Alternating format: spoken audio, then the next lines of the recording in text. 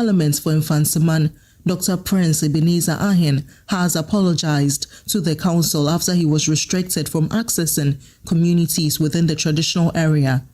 Following the development, the paramount chief of the Nkusukum traditional area, Nano Kese Sando IX, raised concerns over what he described as attempts to portray the council as being influenced by political interests within the municipality.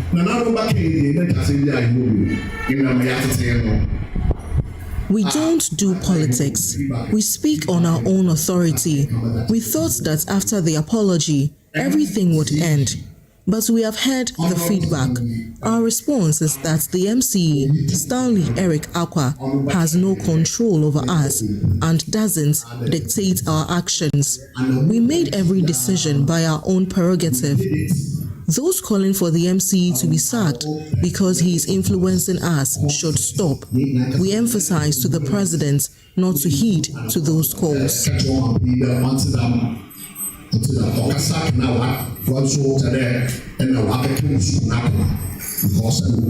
He also called on residents and stakeholders to actively participate in this year's Nkusukum Odambia Festival. It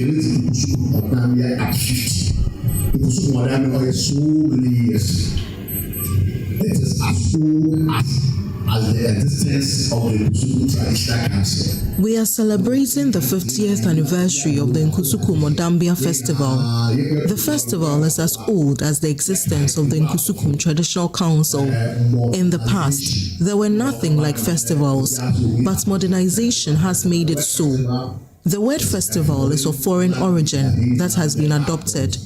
It has been 50 years since the celebration of the Nkusukum Festival was moved to Salt Pond, and that is what we are commemorating.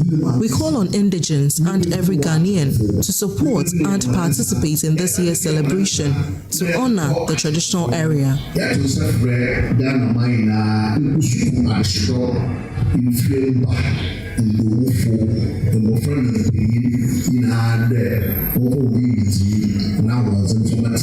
He further commended President John Mahama's efforts to stabilize the country's economy. We laud President Mahama for his good leadership, the Big Push agenda, and the stabilization of the economy. Thanks to the president's efforts, the city is now stable. Prices of goods on the market have now reduced, and now we can make budgets for future events. The Nkusukum Traditional Council commends President John Dramani Mahama's excellent governance.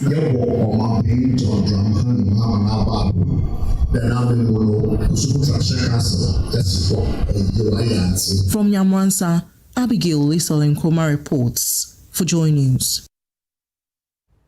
And the Vice-Chancellor of the University of Ghana, Professor Nana Bapia Amfo, says beginning next academic year, the university will integrate 4 certifications from the government's 1 million coders program into a compulsory level 100 course.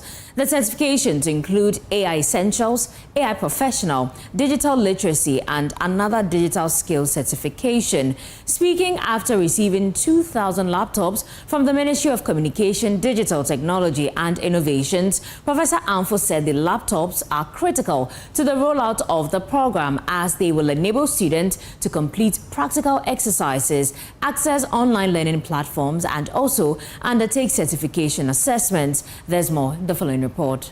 For many university students, securing opportunities in today's job market increasingly depends on their ability to understand and use digital tools. At the University of Ghana, students will soon have artificial intelligence and digital literacy training embedded into the academic journey as the institution moves to make these skills a compulsory part of its level 100 curriculum. Vice-Chancellor Professor Nana Bapia Amfo says the move is aimed at preparing graduates with practical skills needed in a rapidly changing world of work. At the University of Ghana, AI holds particular strategic importance because of its transformative impact on learning, research, industry, and public service. We are therefore including 4 of the 1 Million Coders Program certifications, namely Prompting Essentials, AI Essentials, AI Professional, and Digital Literacy, as part of a level 100 University of Ghana required course beginning next semester. It will interest you to know that several lecturers have also started incorporating selected 1 Million Coders certifications into their course content, particularly within the Department of Computer Science. This approach connects academic knowledge with practical, industry-aligned competencies and gives students additional evidence of their skills beyond their university qualifications. Meanwhile, Minister for Communication, Digital Technology and Innovations, Sam George, says artificial intelligence and digital literacy are becoming as fundamental as reading and writing as Ghana prepares young people for a technology-driven future. Our students cannot afford to be passive consumers of technology built elsewhere. They must understand how these tools work. They must know how to build with them and how to use them responsibly and ethically. Digital skills and AI literacy are no longer specialized competencies reserved for computer science majors. They are becoming fundamental as reading and writing, essential for the historian analyzing large data sets, or the entrepreneur who is automating a small business, or the nurse who is using AI-assisted diagnostic tools, or the civil servant who is modernizing public service delivery. Officials at the University of Ghana say the 2,000 laptops will help bridge the digital divide and better prepare graduates for the demands of an increasingly technology-driven workforce. For Joy News, Evelyn Ampa. And still on education, 44 brilliant but financially disadvantaged students from 12 tertiary institutions across Ghana have been awarded scholarships under the Daniel Into Obese Foundation's flagship scholarship program, providing them with the opportunity to pursue higher education without the burden of financial hardship. The initiative, which prioritizes students pursuing science, technology, engineering, and mathematics that STEM programs, has been hailed as a significant investment in Ghana's human capital development. Stakeholders have, however, appealed for increased support to enable the foundation to expand the program and extend its impact to more deserving students across the country. The event was held under the theme Inspiring Excellence, the Power of Scholarship in Transforming Lives. President of the Daniel Into Obese Foundation, Elizabeth Obese, said the initiative is aimed at supporting brilliant but needy students to pursue their academic ambitions. We've observed that, as was said, there are so many needy but brilliant students. And so there is a need for us to assist them to achieve their goals in life. And if you support education, you are supporting a whole community. If you support one person, and as we have heard from the impact stories, just supporting one person, that person is also supporting another, and both of them are excelling.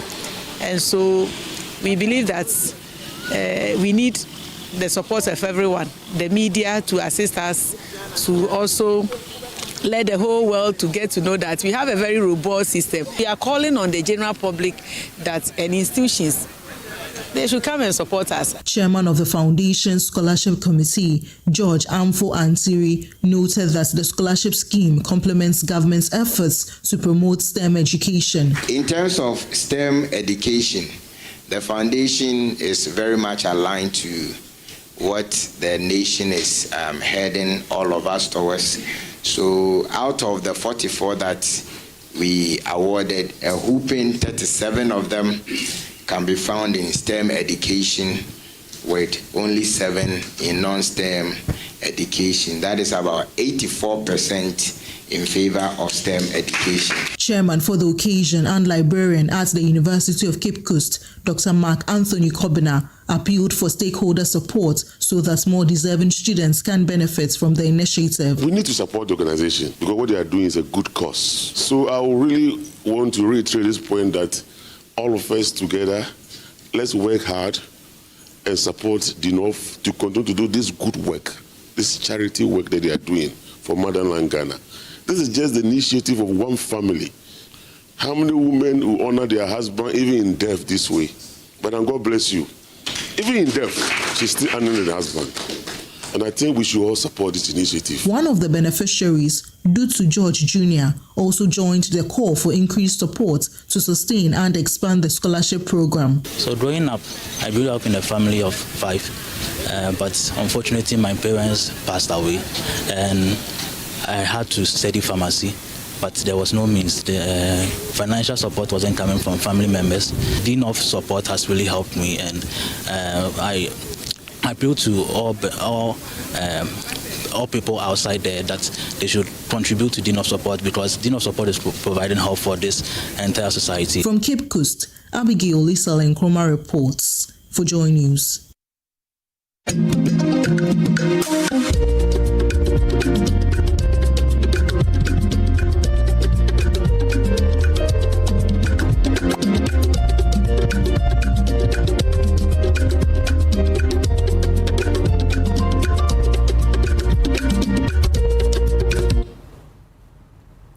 And whenever you hear that sick tune, of course, you know what time it is. 2 years after missing out on the National Science and Maths Quiz, St. Monica's Senior High School has booked a return to the National Championship, overcoming Presbyterian Senior High School Bompata in a tense contest. The Munchie girls maintained a close lead, finishing round 3 with 46 points before clinching the final victory with 49 points. My colleague Michelle Lati caught up with the team after the victory.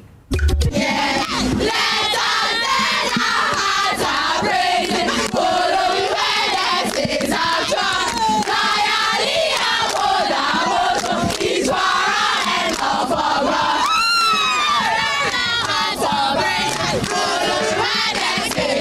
So this is St. Monica's SHS Bampol, and they just finished their contest, qualifying with 49 points going into the nationals. I believe this is a very great moment for them as they head to the national stage of the National Science and Maths Quiz.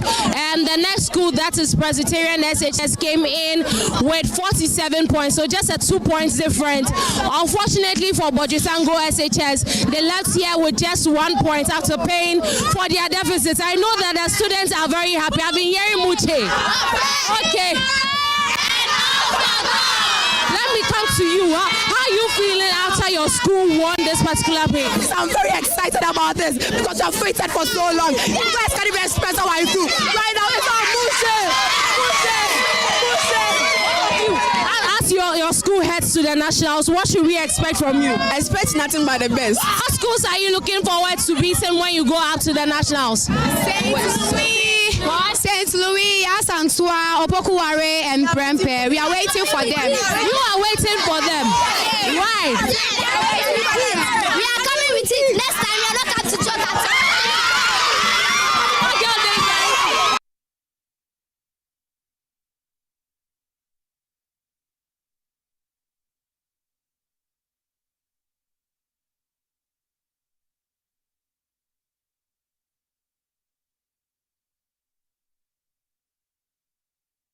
Fijai Senior High School lived up to the mantra that the best always comes for the worst, storming into the 2026 National Science and Maths Quiz Championship after a dominance display in the regional qualifiers. They say they are ready to stand toe-to-toe with any school at the national stage.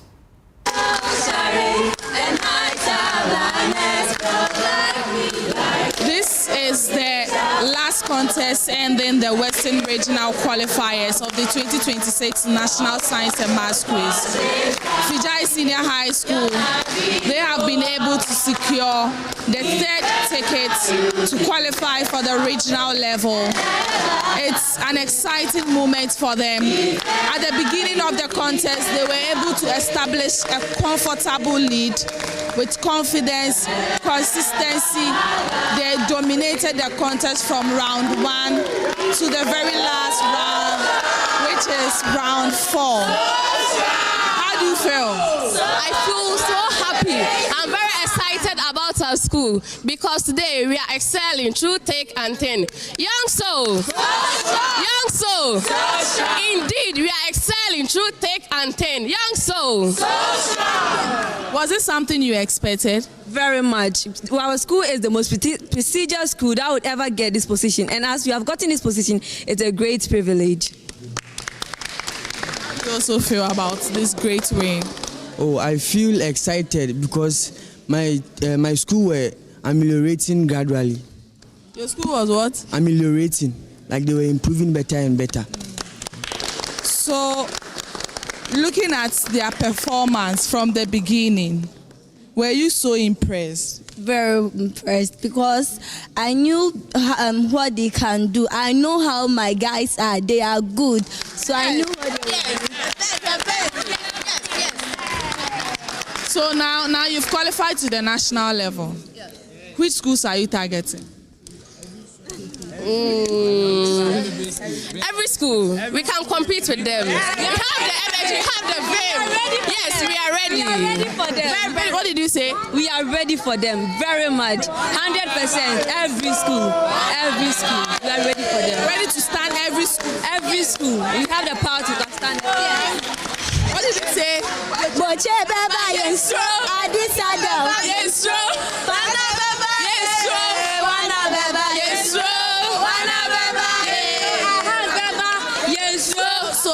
So since you are targeting all of them, what is your message for them?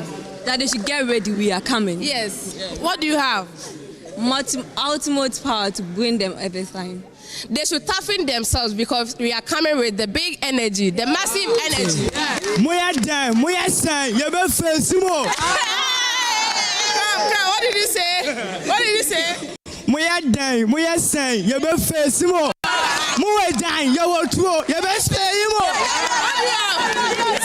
do you have? What do you have? I'm proud to be young soul. Yes. But I'm proud to be young soul. My school, Vijay Senior High School. On the heartbreak we pass through, we so love and we nice school. Young soul, we so strong. Discipline we take. Whoa, today, Danny, go chop Danny. Go chop Danny. This is quite an interesting moment for Vijay Senior High School. So from here, you are going all the way to the Western region. Yes. For them, it's a great win for them. And so they say that the best always comes from the West. To the stars, to the stars, to the stars.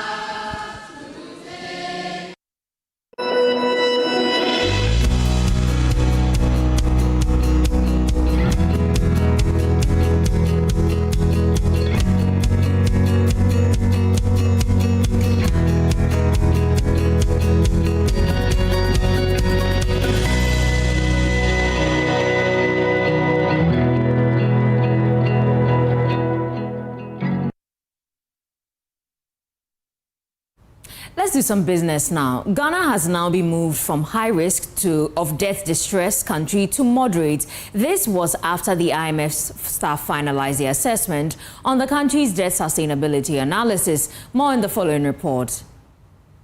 According to the IMF, their decision to move Ghana to this status was based on careful analysis of the country's debt status and the steps that the country has taken to honor its debt obligations. Critical among them is the progress that has been made when it comes to restructuring of the country's external debt, which the fund says it is nearing completion.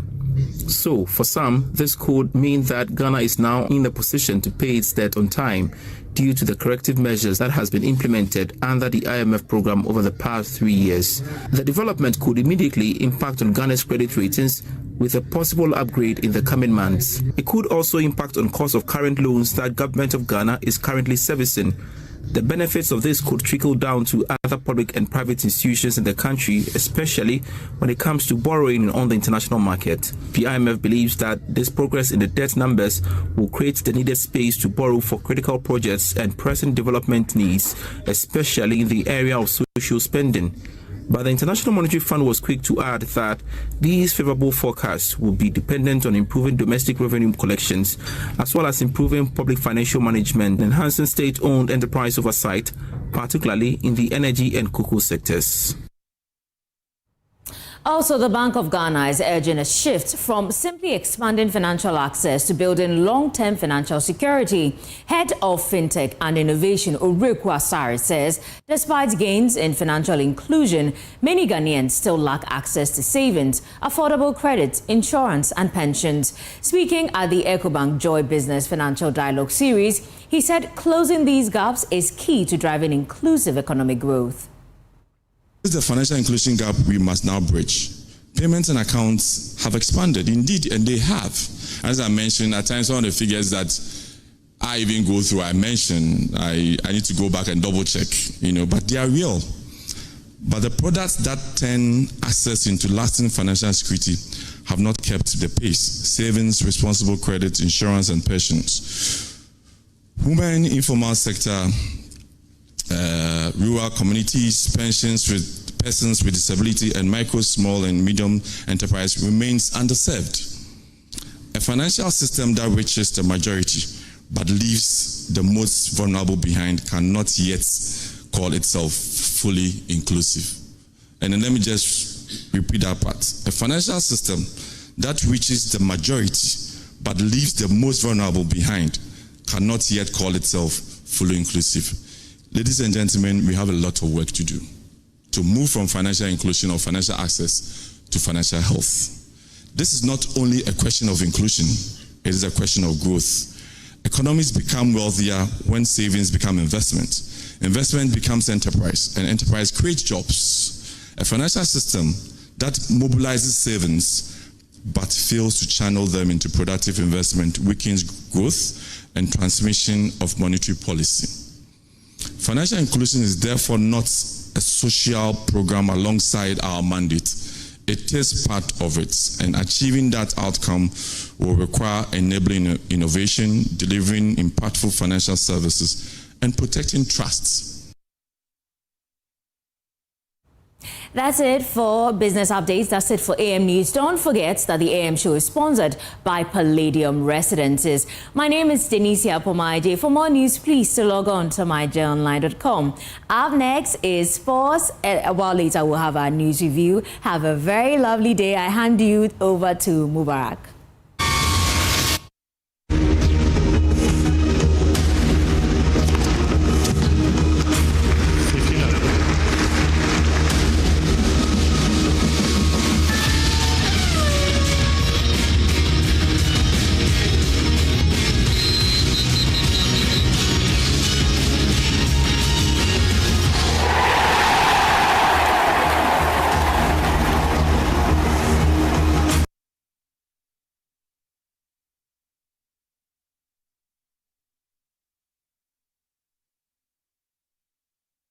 Let's do sports now on the AM show. My name is Haruna Mubarak, and we start with the Commonwealth Games because Ghana could not build on Zainabu Issa's medal-winning feat in the track and field events. Sprinter Benjamin Azawanti finished 7th in the men's 100 meters final, crossing the line in 10.11 seconds to miss out on a podium finish. Meanwhile, Cameroon's African champion Emmanuel Eseme, he claimed gold in emphatic fashion, setting a new games record of 9.83 seconds. Highlights for you. Season best of 10 seconds, said was 4th 4 years ago. Can he go at least one place better here to get a medal? The powerfully built Australian Edward Nketiah. Boy, he's the biggest fella out there. There's a few rugby clubs who like his presence on their books. There's no doubt about that. He goes in 2, the Aussie. Lachlan Kennedy's teammate right beside him. Now, he did play rugby. Actually, rugby union as a unit junior for Australia, the man from Brisbane. Personal best in his semi-final, 9.94. Don't discount Lachlan Kennedy. He's a quick starter. Kayemzola Ajayi goes in lane 4. The 21-year-old Nigerian, 6th in the World Championship last year. He won the Diamond League in London last week in 9.84. He's in wonderful form. He won his semi-final to in 9.94 here tonight just a couple of hours ago. The Cameroonian Emmanuel Aseme goes in lane 5. He won his semi-final in 9.89. A new national record in that red strip. 5th in the world indoors in 2026. Stage just didn't have the legs on this occasion, the powerfully built Kenyan. 5 Africans though go in this final. Aseme, does he start here as favourite? Won the African Championships. He already has a gold from earlier on this summer. That was in Accra in Ghana in May. 9.89 in his semi-final. Ajayi in lane 4, 9.94 in his semi-final. Don't forget Lachlan Kennedy in his semi-final, 9.94. He's broached new ground here tonight. The Commonwealth Games 100 metres final. Azamati of Ghana in 1, Edward Nketiah of Australia 2, Lachlan Kennedy of Australia in 3, Ajayi Nigeria 4, Aseme Cameroon 5, Leot Layla South Africa 6, the Welshman Azu 7, South Africa's Johnson in lane 8 to left of picture. Well, away they go. Really good start there from Ajayi in the green of Nigeria. And look at Lachlan Kennedy. Kennedy is matching him stride for stride here. Might even take this one. And he is going to take it, or does he? No! Coming through the Aseme for Cameroon. Wow! Talk about holding up form through the last 10 metres. I would have sworn Lachlan Kennedy was going to take that one. 5 metres out, he was in the lead. He'd chased down Ajayi. He'd worn him into fatigue there through the last 50. Lachlan Kennedy did everything necessary. But the champion is Emmanuel Aseme from Cameroon. Now to football, and Ghana's journey to qualify for the 2027 FIFA Women's World Cup starts today. The Black Queens, they begin their quest at 6 p.m. against Cape Verde in their opening Group D fixture at the ongoing Women's Africa Cup of Nations. Ghana lost their opening match at last year's tournament, but are confident of avoiding another setback against the tournament debutants. Here is the head coach Kimlas Bjorkegren and midfielder Chantel Boy-Hloka speaking ahead of the game. Of course, it's difficult to play against a team you haven't played against before. And they're going to come in with a lot of energy, like I said, and it's going to be a tough game for us. They are in a similar situation that we had 1 year ago. And to be honest, I think that was the last time we didn't perform that well in the first half against South Africa in the first game. And I think we had people that were a little bit nervous, to be honest, when we're looking back. We did the mistakes that we're normally not doing. I think we had like 18 or 19 players in that squad and made the first WAFCON. Now it's going to be the opposite, that we have, like you said, more experience in this group. We had a good tournament 1 year ago. When I look at my player, I don't think that they would be nervous in the first game. They know what we need to do. They know what to deliver. So I'm seeing it in a positive way that we have this experience in this group. And we have done everything we can to watch as much as possible of Cape Verde. And we have watched like all the games that is possible for 1.5 years back with them. So we have an idea what they're going to bring to the table, but the most important is to come back to us to play the game in our way, and if we do that, I'm hoping that we're going to have a good result. It's important. It's the start of the WAFCON. Us girls were really excited. We've been waiting for it. I think we've prepared real well. We had a good time out here last year, so now we're prepared to come back, do our job, and we've gelled well as a team. We're coming together. We've put the training sessions in, as coach said. We've got a good fitness coach who's put us through our paces. And we're ready to get going. Now, elsewhere in the competition, Nigeria could not avoid an upset as the 10-time champions suffered a shock 3-2 defeat to tournament debutants Malawi. And of course, in the Group C's other game as well, Zambia, they thrashed Egypt by 6-0. Veronica, number 6.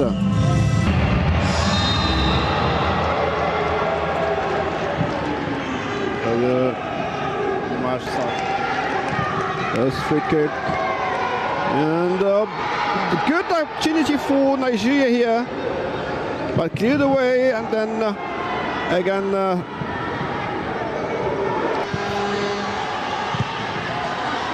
nice touch for Malawi here.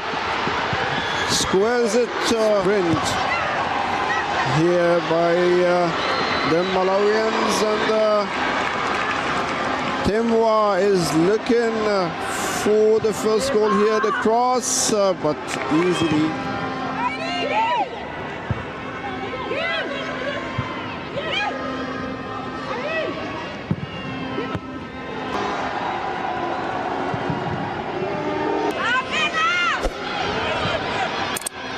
Chigini, good cross here, and nice opportunity.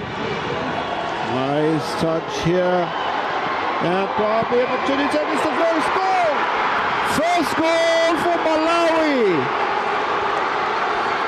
Signed by Temwa. What a surprise!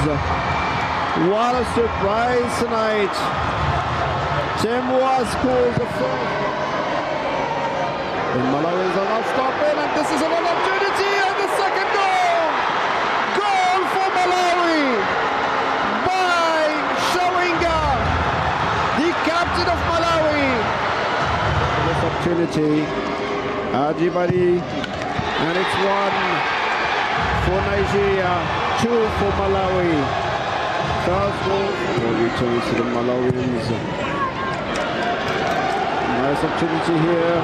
And it's the third goal for Malawi by Temwa Shawinga.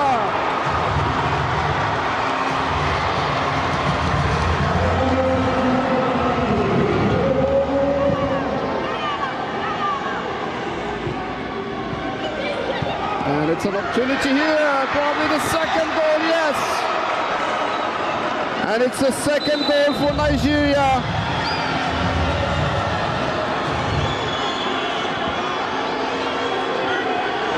He's asking for a high, and then comes the final whistle. Walk out onto the pitch to a wonderful atmosphere here in Rabat. Here we go. This is from Zambia, close to the net. Will she be able? Zambia, are we going to witness a goal? Great, that was great. What a great save. Morocco won with 4 goals against nothing for. What a great save. Knowing she gonna strike it. What a goal! Such a great goal. Calm, composed, and confidently converted. Great goal for Zambia. This is the first goal of Zambia in. Go. What goal! This is the second goal of Zambia. Here again. Zambia is scoring the second goal. Also, there we go. Are we going to see a third goal being scored in this second halftime? What a great goal! Zambia, here we have a hat-trick. We are only 62 minutes into the game, and Zambia scored a hat-trick.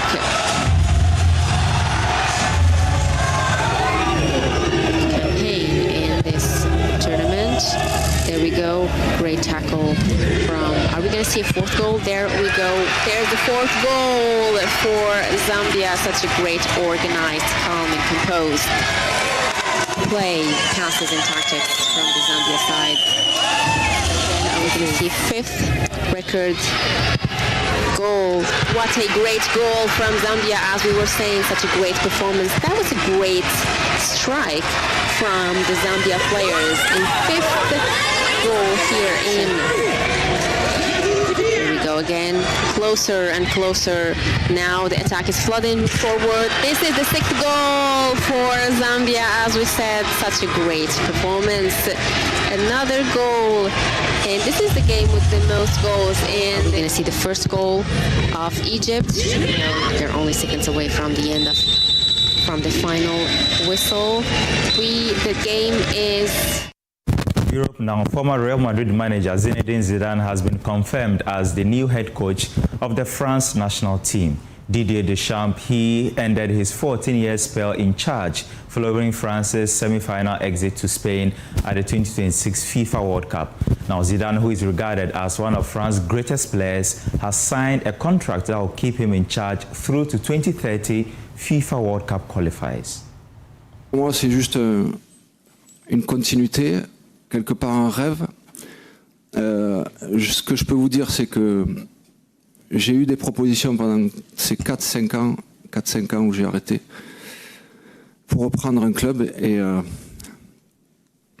je les ai toutes refusées pour l'équipe de France. Parce que l'équipe de France, pour moi, c'est la seule chose que je voulais faire après ma carrière, enfin après mon expérience avec le Real Madrid.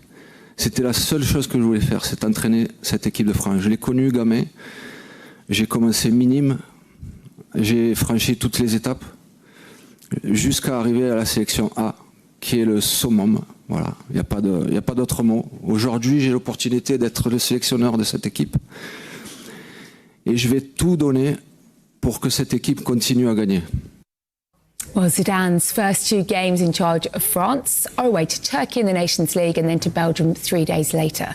That means his first home game will see France take on Italy, the same opponent Zidane faced as a player in the 2006 World Cup final when he was sent off for headbutting Marco Materazzi. Zidane's managerial career up to this point has been one of incredible success. In his 4 years at Real Madrid, these are the trophies he won, 11 major trophies in total, including 2 La Liga trophies and 3 Champions Leagues. Zidane is also remembered as one of France's greatest ever players and was central to the most successful period in the nation's history. In 1998, he scored in the World Cup final as France beat Brazil 3-0. 2 years later, Zidane was named the best player at Euro 2000. He scored in the semi-final against Portugal before France went on to beat Italy 2-1 in the final. Now let's wrap up with some pre-season friendlies. A hat-trick to secure a dramatic 6-4 victory for Chelsea over Western Sydney Wanderers, giving new manager Xabi Alonso a winning start in Australia. Previous 14 matches came that year. Well, they've never been beaten in Australia, those previous 14 matches, and here is an opening for the visitors. Oh, what a strike that is from the new recruit, the Kazakh international, Dastan Satpayev. What a way to introduce yourself to the Chelsea faithful.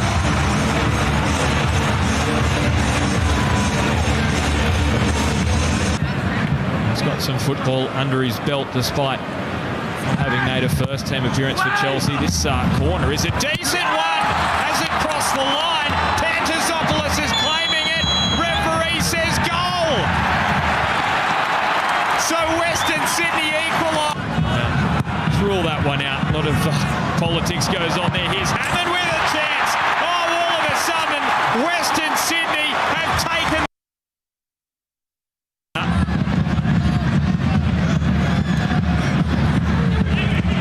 Oh, that's lovely football. There's the equaliser. Dario Asugo.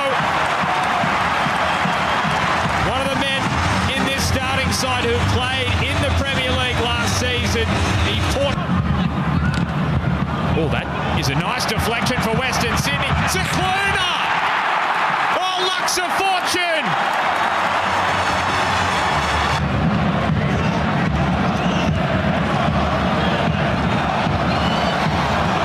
Lovely footwork. And there is the equaliser. Introduction of the Stars. And it is 3-3. Looking to make it 4-4 here. Gittins made it 3-3. Delivers across. João Pedro. This time the Brazilian. A clinical finish. Look at him. Even in a friendly. He is filthy with that decision. And Chelsea, is this the moment? João Pedro.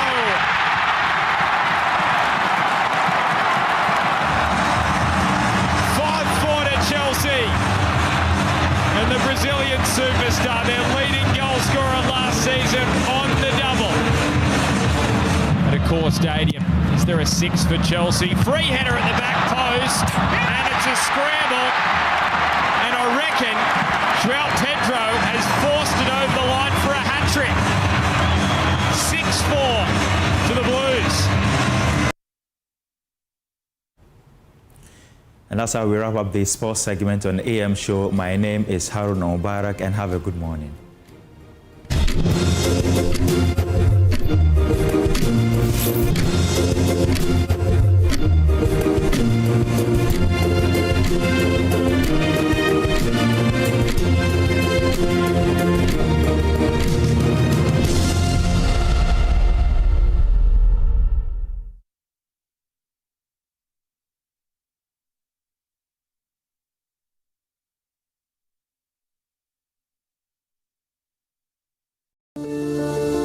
Palladium Residences in Achimota isn't just an address, it's the home you truly earned.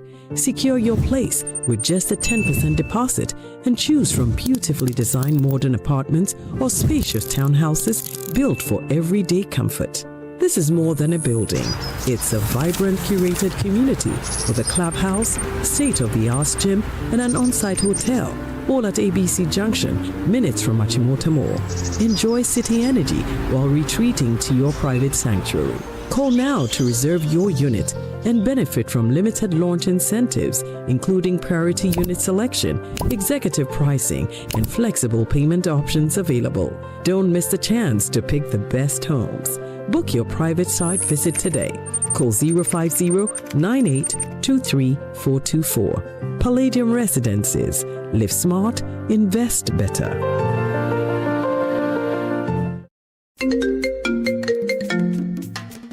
Hello, my name is Pamela from Customer Service. Please revalidate your account by texting your Ghana card number to 0500,000 247.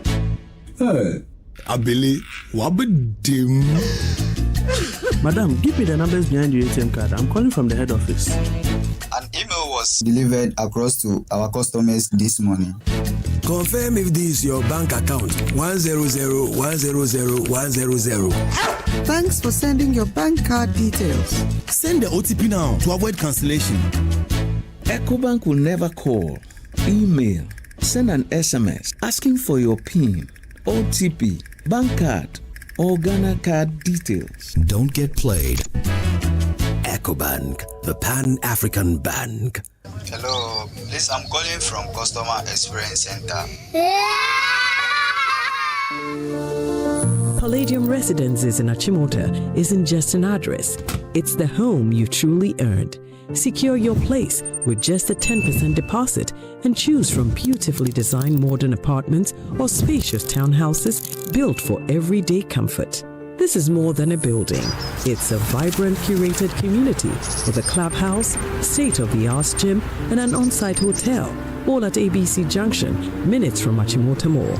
Enjoy city energy while retreating to your private sanctuary. Call now to reserve your unit and benefit from limited launch incentives, including priority unit selection, executive pricing, and flexible payment options available. Don't miss the chance to pick the best homes. Book your private site visit today. Call 050-9823-424. Palladium Residences. Live smart, invest better.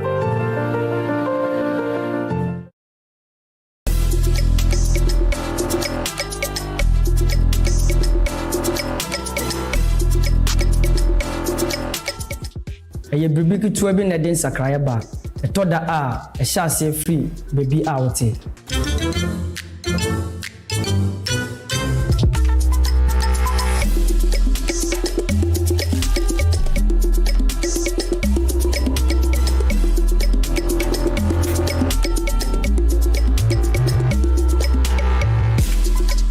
Ohwepa enye dede na emom eyedin bre a obiara ani ni so. Good conduct, great life is brought to you by Indomie. Tastes great. More Kivo inside. Kivo Gari Soaking Mix. A taste of Ghana.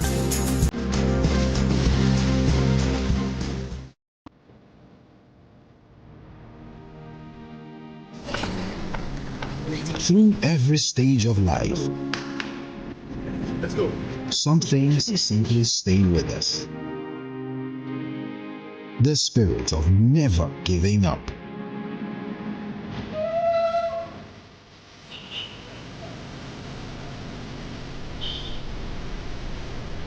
A throwback to a bygone era. Love was service. The silent statement of love.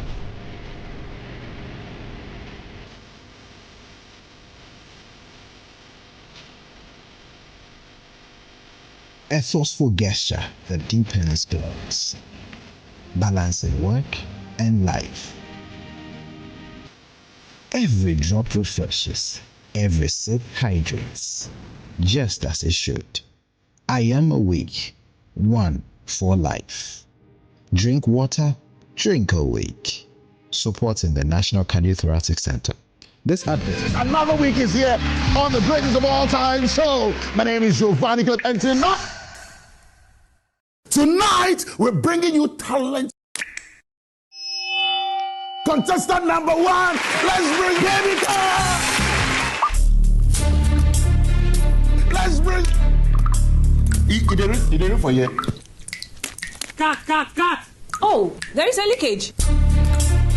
Where's the plumber? For quality and durability, insist on Syntex pipes. If you want quality, this be where you belong. Strong, tough, and reliable. Your perfect match to your trusted Syntex pipe. Syntex pipe, it dey carry water, no wahala. Syntex pipe, it dey make water dey flow. Syntex, and you're strong, and you're tough. Hello, my name is Pamela from Customer Service. Please revalidate your account by texting your Ghana card number to 0500,000 247. Hey, Abili, wabedim. Madam, give me the numbers behind your ATM card. I'm calling from the head office. An email was delivered across to our customers this morning. Confirm if this is your bank account. 100,100,100. Thanks for sending your bank card details. Send the OTP now to avoid cancellation. Ecobank will never call, email, send an SMS asking for your PIN, OTP, bank card, or Ghana card details. Don't get played. Ecobank, the Pan-African Bank. Hello, please, I'm calling from Customer Experience Center.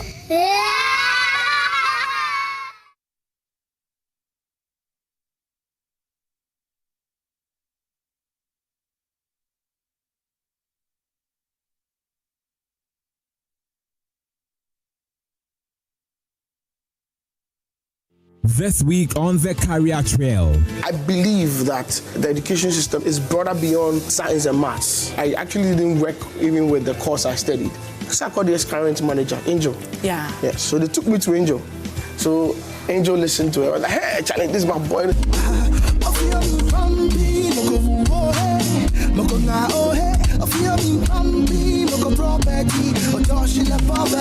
They used to call me Tiny because I was rapping in Ghana. I used to drink and smoke. Those times. I was like, God, what do you mean? This is my life. I woke up in the morning, everything was fine. I was just going to pick something. I came back, the studio was on fire.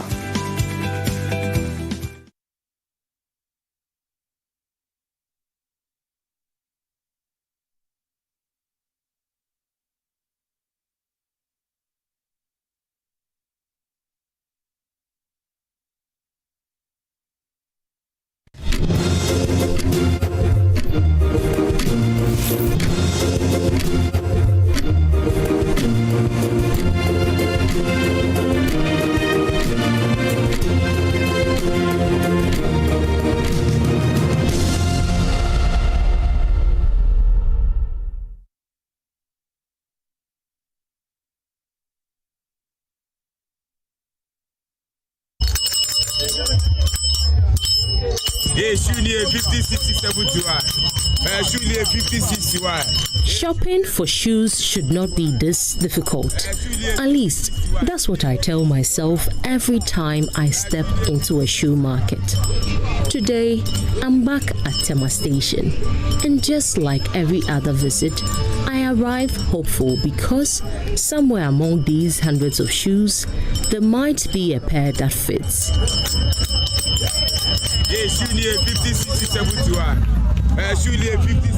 For many women, shoe shopping is about finding something they like. For me, it's about finding something that fits. I wear size 44, which means before I think about style, color or price, I first have to answer a more basic question. Do they have my size? I know the exact type of shoe I want, but the problem is getting my size. Usually, because of my experiences, this is where the real challenge begins.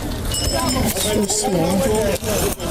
Tema Station is one of those places where many people come hoping to find a good pair of shoes without spending too much. The choices seem endless. Heels, flats, and sandals, shoes of every shape and color. But experience has taught me that having plenty of shoes is not the same as having my size. After minutes of searching, I call for help. Pounds has sold shoes here for years. One look at my feet, and it gives an answer that sounds all too familiar. Big size need there. And quite a young send on your commons and the mechanical crutch. Big size and on your common. Because big size, and the money also will cry it me to call shop. Between you go shop. Once I added the bar, boy, boom 50 Ghana. We see everyone 50 Ghana club. I saw no boy or the analysis. And so, boy, we shut 50 Ghana club at all. Because a price name, you might so buy a big size in the shop. He says it casually, as though he has delivered the same verdict countless times before. And as I look around at the sea of shoes surrounding me, the irony is hard to miss. There are plenty of shoes to choose from, just not in my size. Price need difference. What tall are you saying? Big size is so tall. Big size between 120 and 150. As normal shoe 39 days. Say never go okay 40 Ghana. And so size in the million so between 40. At least you can have floor and be. Hey, shoe near 50, 60, 71.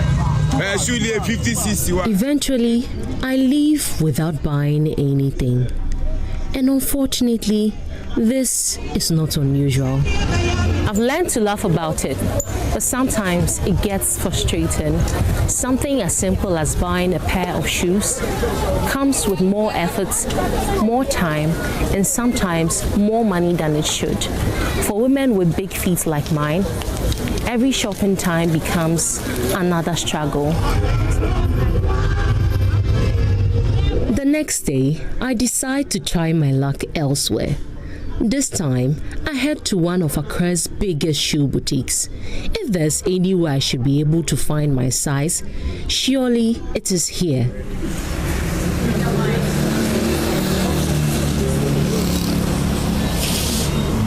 The difference is obvious the moment I walk in.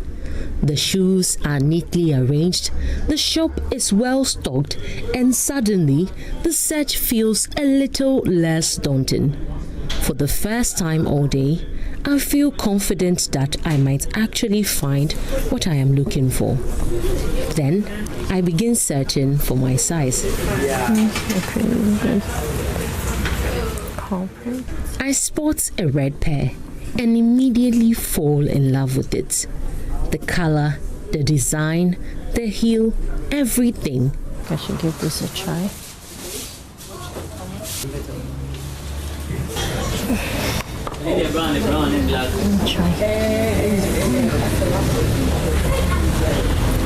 So, can you help me here?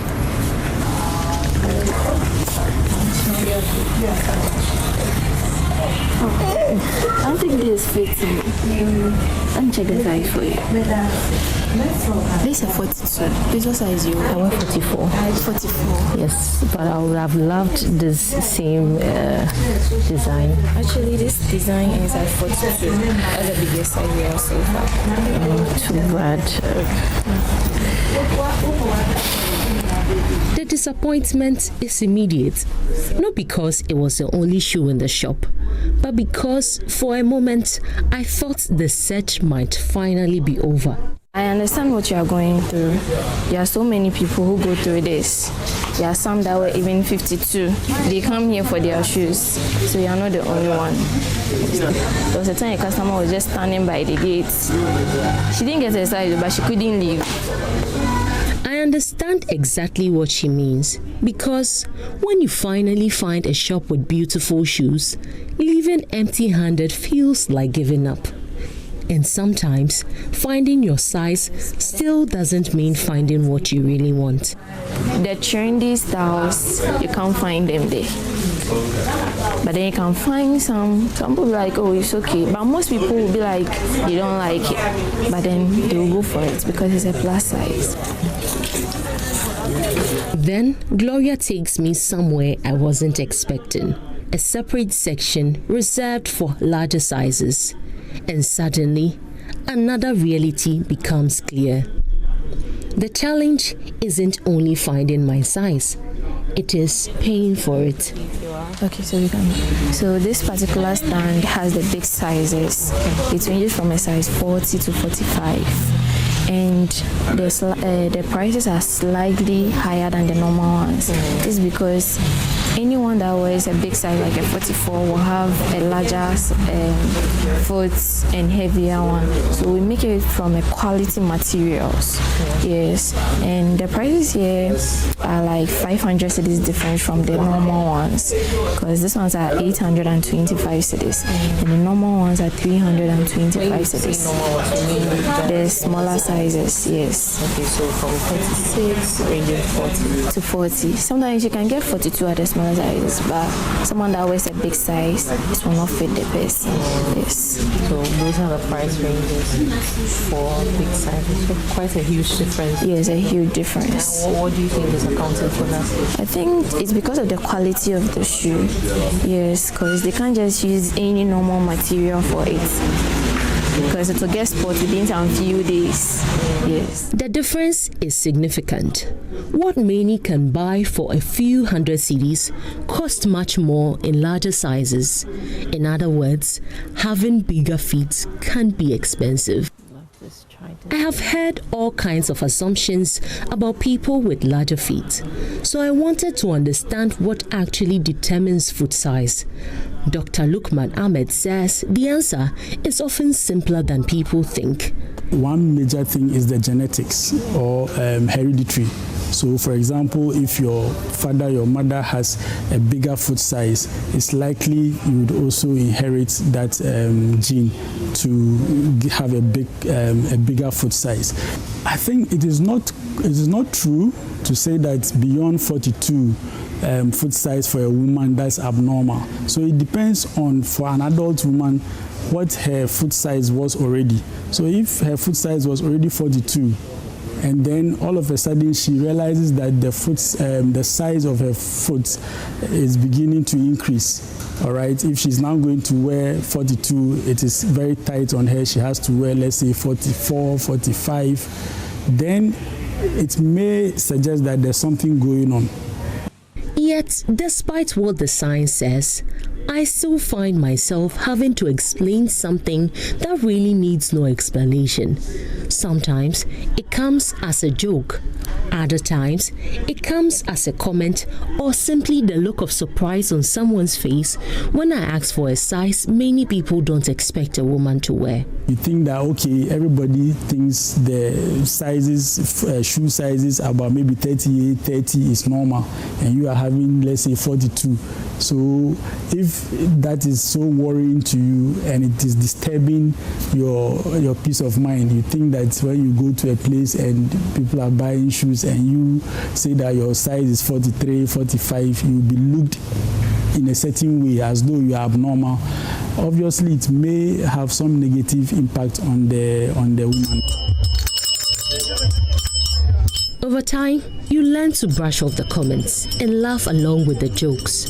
But that doesn't mean they don't stay with you. Because when people constantly react to your shoe size, it is easy to start feeling self-conscious about something that should not matter in the first place. Beauty, they say, is in the eyes of the beholder. It doesn't necessarily mean that when you have a bigger foot size, it determines how beautiful you are. It depends on what you consider as beautiful. So I think that such women shouldn't look down upon themselves.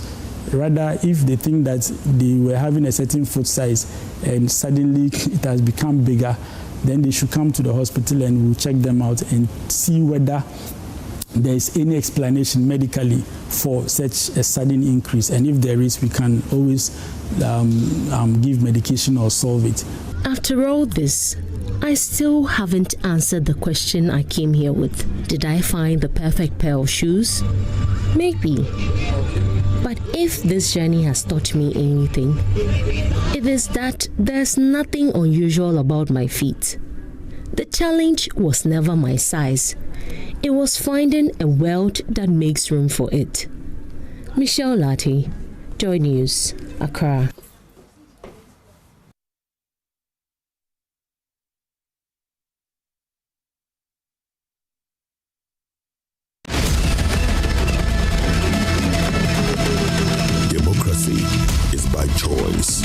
Not cash, not coercion, not corruption. Vote buying silences the will of the people, and check illicit political financing wounds the very sovereignty of a state. Democracy falters when everyone's choice is compromised. An unprecedented multimedia politician-citizen forum brought to you by Joy News Impact Makers Foundation. This community-level engagement will spotlight illicit political financing, explore its implications, and proffer solutions to safeguarding Ghana's democracy. Democracy is not for sale on Joy News, Adom TV, Joy FM, Adom FM, and across our social media platforms.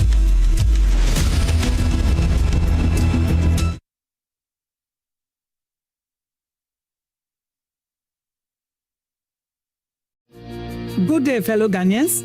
Dr. Adelaide Arobasiajafon is my name, Executive Director of the Jospon Group of Companies and the CEO of the African Agribusiness Consortium. By the grace of God, after several years of contributing significantly to Ghana's sanitation and waste management transformation, the Jospon Group made another bold decision a few years ago to support the transformation of Ghana's agriculture sector.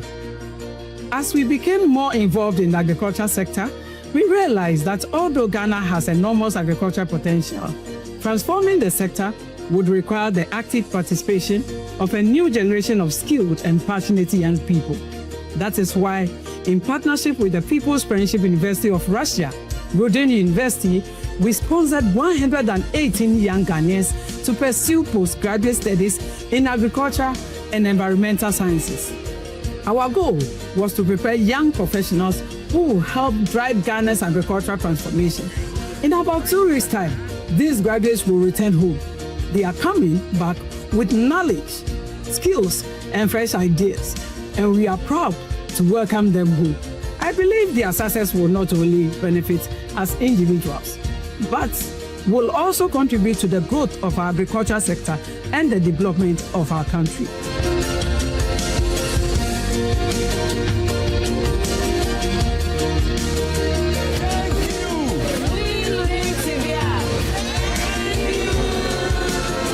I wish to express my sincere appreciation to the People's Friendship University of Russia, Rodin University, for being a valued partner in this journey, and to the Embassy of Ghana in the Russia Federation for its unwavering support and commitment to the welfare of our students throughout their studies.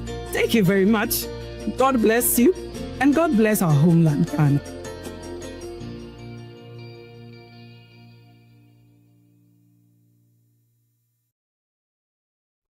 This is bad referee decisions. Don't let your child's grade suffer. bad match. Ensure a straight win this academic season with curriculum-aligned textbooks and interactive tools from Pegasus Publishing. From preschool to senior high school, we have the exact game plan your kids need to ace their classes. And because it's World Cup season, you get a massive 20% off every single book. Don't drop points. Call 059-50-10175 or dash to Pegasus Publishing in Accra, Newtown, right opposite the Total Energy Station. Free delivery within Accra when you call. Pegasus Publishing, shaping minds, winning futures.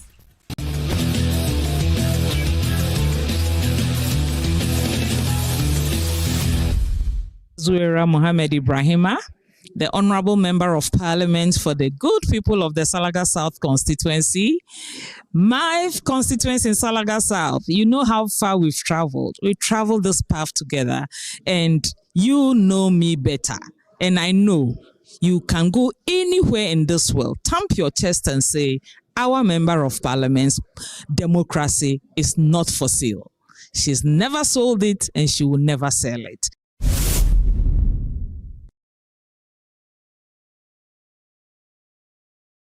Cadbury Hot Chocolate. Crafted from cocoa, milk, and sugar. Creamy, chocolatey, frothy goodness, rich taste, so satisfying. Cadbury goodness, the treats you deserve every day. Upgrade your print game with Konica Minolta, proudly powered by SkySat Technologies. From all-in-one machines that print, scan, and copy to professional systems and heavy-duty production machines, we deliver unmatched performance. Right now, SkySat has an unbeatable offer.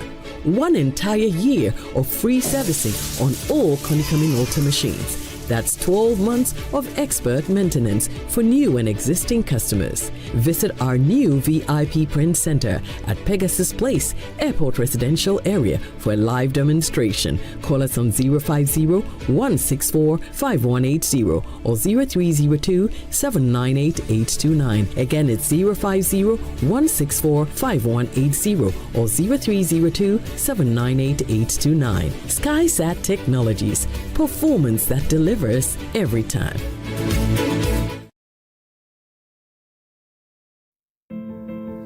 Discover Willow Lane in Sakumono, one of Ghana's most prime community. These expertly designed 4-bedroom homes feature a private elevator, 4 ensuite bedrooms, private balconies, walk-in closets, and a gourmet kitchen and a maid's quarters. Perfect for families, executives, investors, and retirees.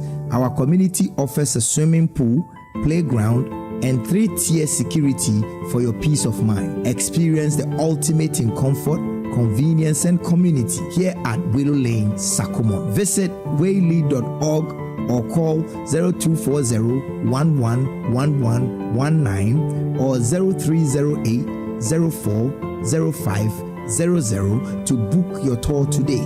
Waylead, your trusted home builder. Your phone only has one job, to keep up with you. But when your camera freezes, your messages arrive late, your video calls keeps breaking, and your battery gives up even before the day begins. Maybe your phone is trying to tell you something.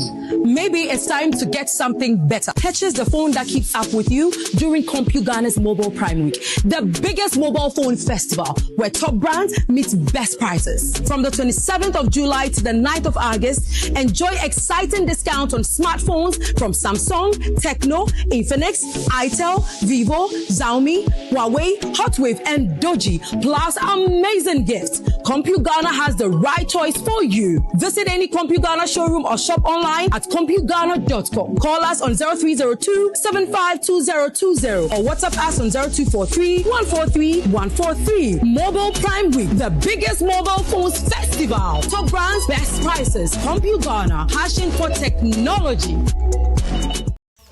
Now let me share my wildlife experience with you at Safari Valley Eco Park.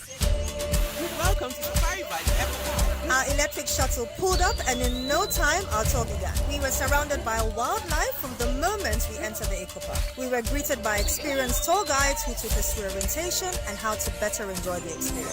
Watch these animals roam freely in their natural habitat, undisturbed by our presence. We saw zebras, sable antelope, brown crane, mara, silky chicken, nyalas, Shetland ponies, and so many animals I just couldn't keep up. Our tour guides taught us so much about the wildlife, their behavior, and how to interact with them. I even fed them. We also went fishing on a man-made canal. Then we took a break to have lunch in this serene environment. All this amazing experience for this price for adults? This price for teenagers.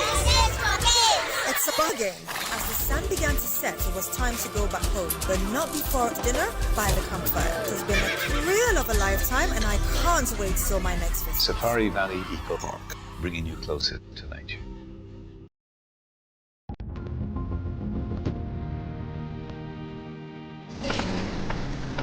Through every stage of life, some things simply stay with us. The spirit of never giving up.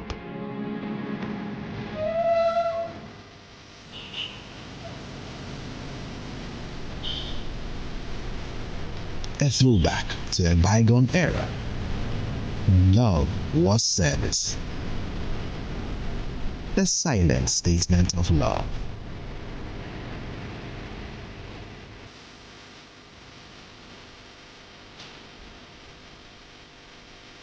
A thoughtful gesture that deepens bonds, balancing work and life. Every drop refreshes, every sip hydrates, just as it should. I am awake, one for life. Drink water, drink awake. Supporting the National Cardiothoracic Center. This advert is Palladium Residences in Achimota isn't just an address, it's the home you truly earned. Secure your place with just a 10% deposit and choose from beautifully designed modern apartments or spacious townhouses built for everyday comfort. This is more than a building. It's a vibrant, curated community with a clubhouse, state-of-the-art gym, and an on-site hotel, all at ABC Junction, minutes from Achimota Mall. Enjoy city energy while retreating to your private sanctuary. Call now to reserve your unit and benefit from limited launch incentives, including priority unit selection, executive pricing, and flexible payment options available. Don't miss the chance to pick the best homes. Book your private site visit today. Call 050-9823-424. Palladium Residences. Live smart, invest better.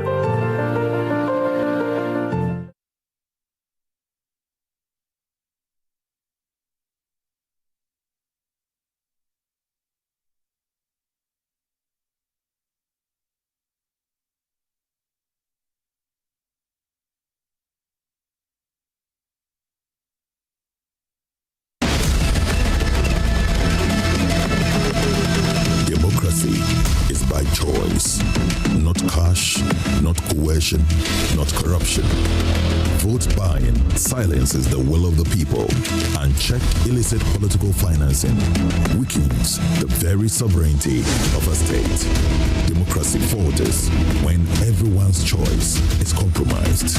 An unprecedented multimedia politician-citizen forum brought to you by Joy News Impact Makers Foundation. This community-level engagement will spotlight illicit political financing, explore its implications, and proffer solutions to safeguarding Ghana's democracy. Democracy is not for sale on Joy News, Adom TV, Joy FM, Adom FM, and across our social media platforms.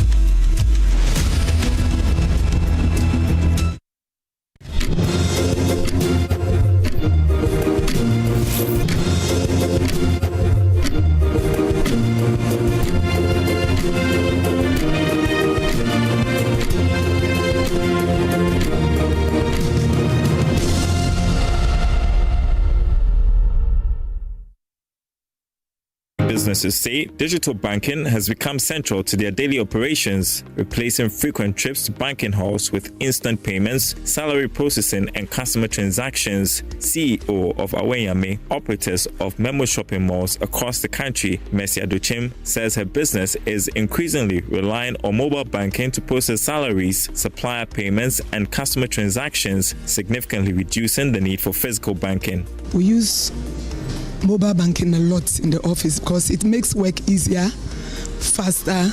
It helps us to handle less cash. We do a lot with EcoBank. We do a lot with EcoBank. Our payments, a lot, our salary. We have a lot to do if it comes to mobile banking. That we don't go to the bank. I don't even go to the bank myself. They are doing so well because it makes everything so easy for us to move, especially in the office. We used to go to the bank, but now we don't go like before. We sit in the office, we make all our transactions, payment. Customers even pay through the mobile app. Although businesses acknowledge that digital banking has improved operational efficiency and reduced cash handling risks, General Manager of Aweyame, Dora Wate, believes banks must simplify their mobile applications and intensify public education to encourage more people to adopt banking apps instead of relying solely on mobile money. Handling cash these days is very risky. So using mobile app is very convenient for our customers and they use it a lot. Digital banking has really helped us a lot. It's fast, it's very convenient. It helps us also, we can say our money is secured. Cashiers don't handle our cash directly. You know, every transaction goes straight into our bank account, so we are very okay using the mobile banking. I think we need education. Education is the key. When they start educating the public on the advantages of using mobile app, we would be interested. Some of us, we've not even heard it before. Some of us, we see people doing it, but we don't know what goes into it. So they can go around shopping malls, mounting up stands, doing adverts, telling people about the advantages they would get when they use mobile app. They can even tell us how safe our monies will be, how secure our transactions will be. And with that, I'm sure a lot of people will be interested. Finance professionals also want financial institutions to focus on improving customer support and resolving transaction failures more quickly, saying occasional system downtime disrupts business operations. It's not even as it's about the customers. When there is a downtime, there are occasional downtimes that interrupts the transactions that we do here, and I believe that's our biggest frustration. I believe it's about how quickly we can resolve issues. So if a feature is added where we would be able to resolve issues like system downtime, transactions on hold and all that faster, I think it's going to help us. Customers are also embracing digital banking as electronic payments become the preferred option for shopping and everyday purchases, reducing the need to carry cash. I do have a mobile banking app. That's EcoBank. I have an EcoBank card and I use it for shopping. Anytime I go out to shop, that's what I use. And I use it because it's very convenient. I am someone who doesn't keep cash mostly on me, so the card really helps me when I go out. Business operators say digital finance is improving financial discipline and business efficiency, but insist stronger user education and enhanced fraud prevention measures are needed as digital transactions continue to grow. While users describe banking apps as a major time saver, they say scheduled maintenance and service interruptions can leave businesses unable to complete urgent transactions. Generally, I use these banking apps on my phone, and also with the mobile money carrier, I use mobile money apps on our phone. Generally, I think with the financial digitalization model, or however you call it, I think it's good because with cash, you have disposable cash on yourself, and every time you feel like exposing or giving the cash out. But with the apps, you are controlled and given a second thought to think about how to spend your money wisely. The people who use it have to be trained a lot, because certain sectors of the apps, if you are not an expert, you can't use those apps, or if you haven't been taught by an expert what those apps can do, especially with the banking apps. Yes, transfers are much easier, but I think there should be more training to allow people to use the apps. I normally use the bank app. Since I'm a businessman, I normally do transactions and then withdrawals as well. But there are times that you would want to do transactions or withdrawals, and then they will tell you they are maintaining something on the app. They have some maintenance that's going on, and it will be done in, like, let's say in 24 hours or 72 hours or 48 hours or whatever,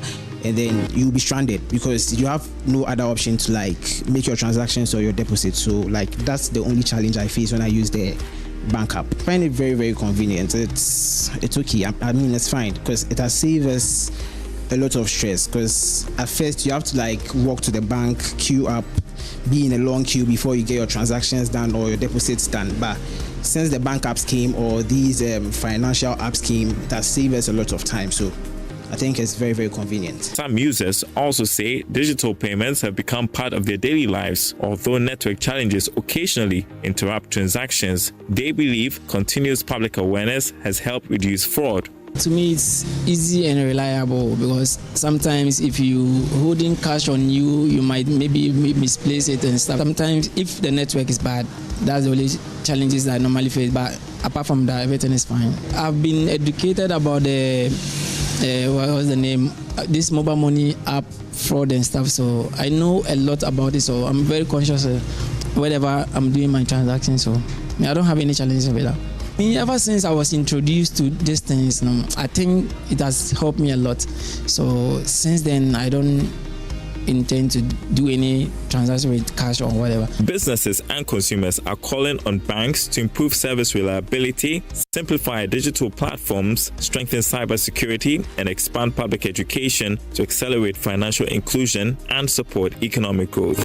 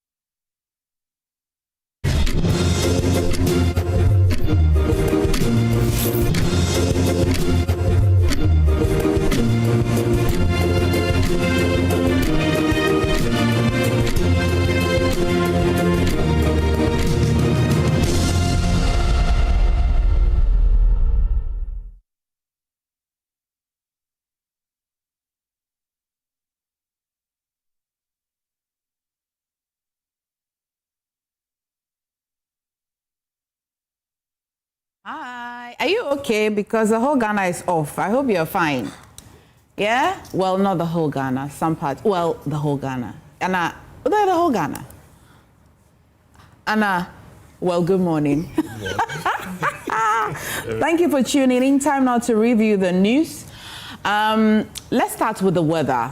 Today, this morning, it's been quite rainy already, but let's look at how the day will be looking.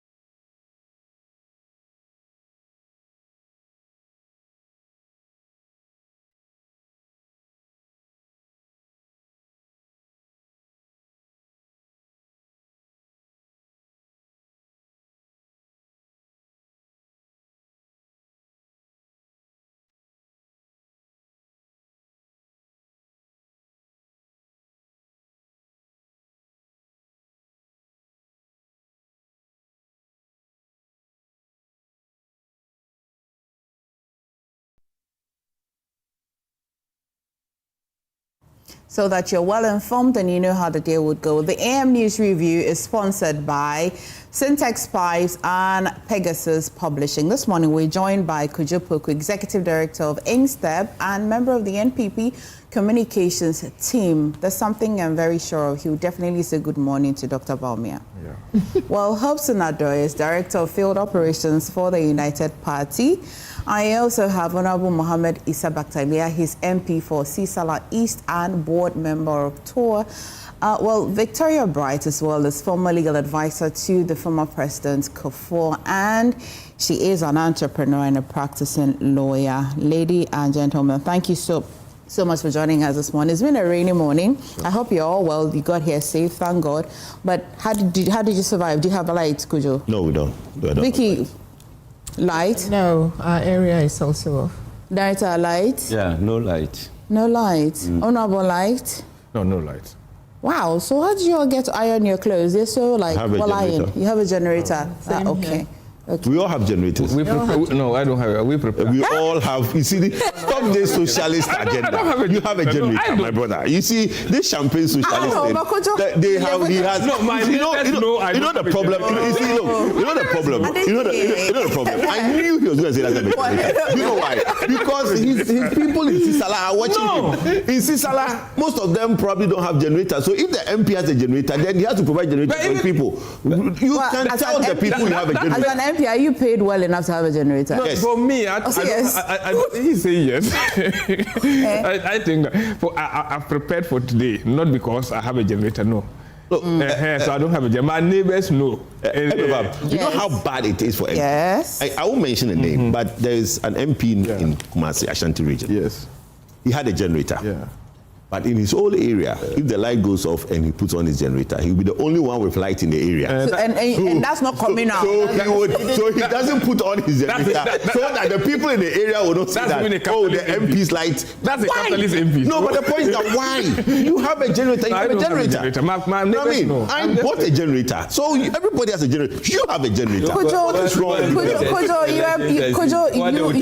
look at the portfolio you have. I'm not surprised that you have a generator. Your portfolio is big. I'm not surprised that you have a generator. But anyway. But the point, you don't have to have a big portfolio. You see, there is one call I passed my neighbor.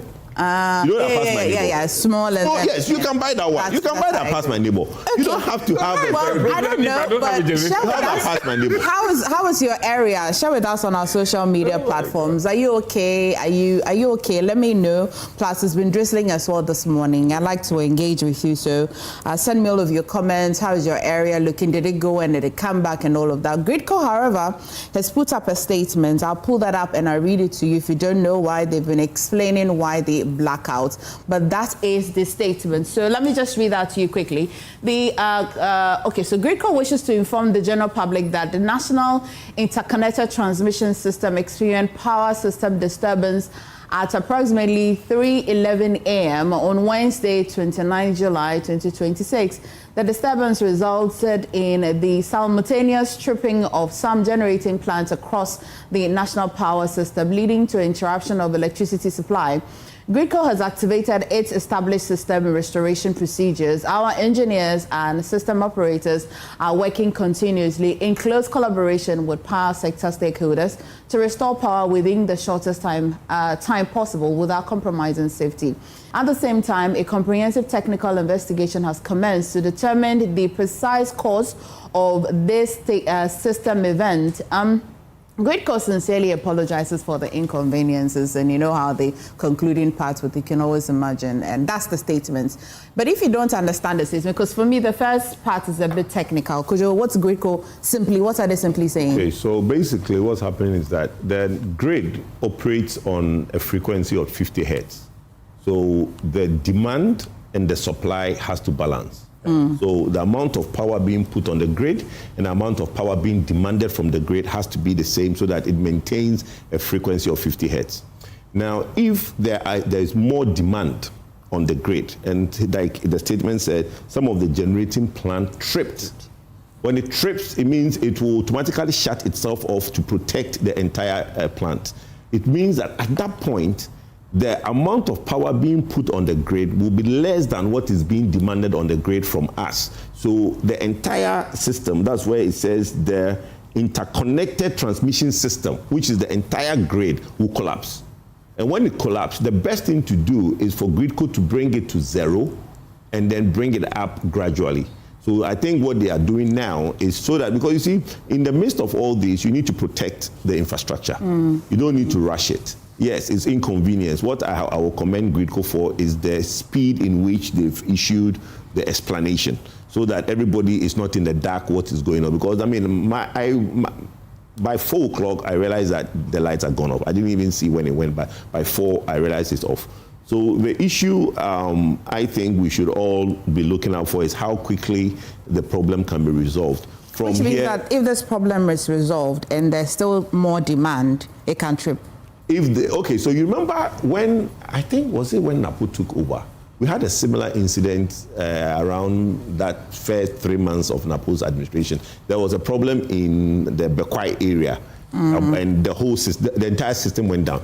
If the system comes up and there isn't enough, but you see, the problem is that when they are managing it, it's not immediate, right? The GridCo control room can manage the demand and the supply. That is where sometimes there is the orchestrated outages, where you can switch off some bulk supply points if you know that you don't have enough generation. So let's say this incident occurred and some of the plants had a problem or a fault, and we can't get all the supply we had before this incident, then it means that some areas will not come on.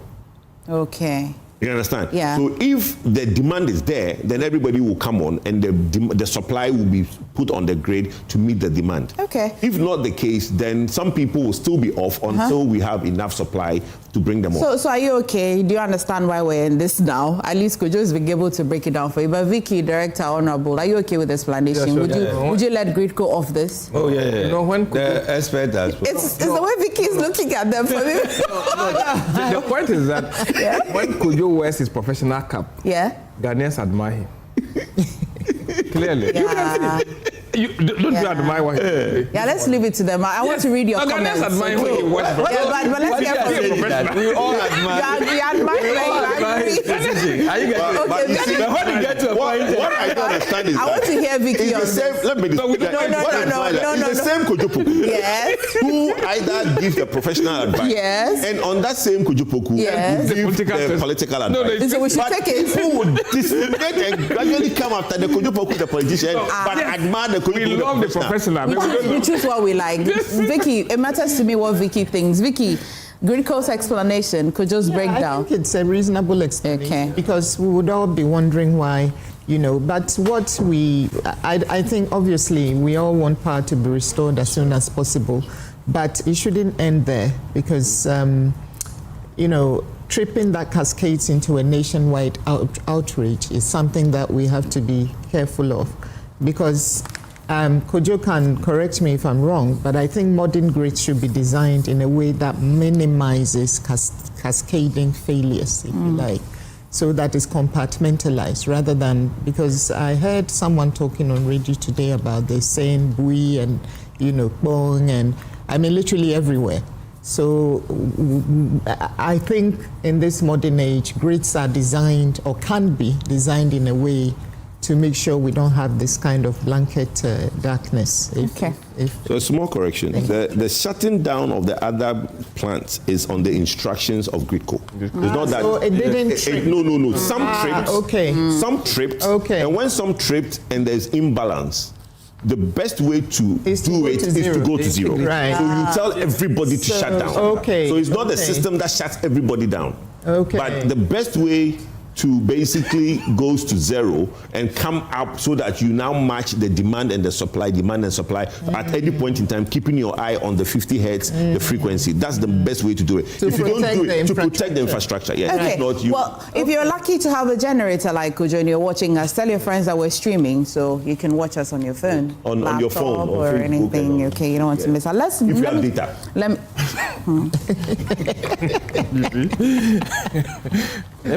Daily Guide, quickly, let me just give you the headlines so we'll go into the matter. So, Daily Guide is reporting how the Kantanka family split over Kojo Safo's funeral date. And as well, police fires Ghana Techima and Krobo nursing student demo, and 4 have been arrested. The story is on page 6.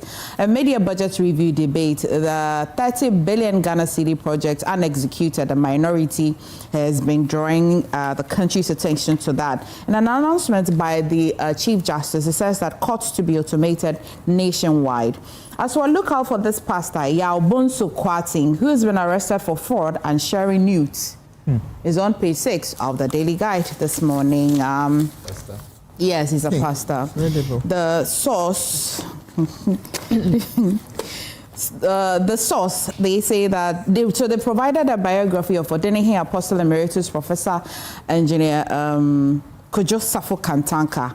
And still on the backdrop of that family, Akonfena can't stop July 30 funeral. Ignore him. Adjo Safo, that's the sister of Akonfena. Story is on page 3 if you're interested. 2 million youth have no jobs, not in school, and they're idle. This is the Ghana Statistical Service giving that update. And government's flagship policy is failing to create jobs. And this is Dr. Edu Owusu-Sakwadi. The story is on page 2 of the source. The Ghanaian publisher, all set for Apostle Safo's funeral. Adjo Safo urges public to disregard Akonfena. And Patrick Boama blasts finance minister. Story is on page 8, and he as well accuses him of hypocrisy. If you followed the debate in Parliament or the budget review, that happened yesterday. And Apostle Kojo Safo, A Life of Faith, Innovation and Vision, see page 4 of the Ghanaian publisher for that. Ochikini as well has been officially informed of Yana's death and has been invited to the funeral. And another Prayer Champions African Traditional Medicine. You've got to see page 2 for the details of that story.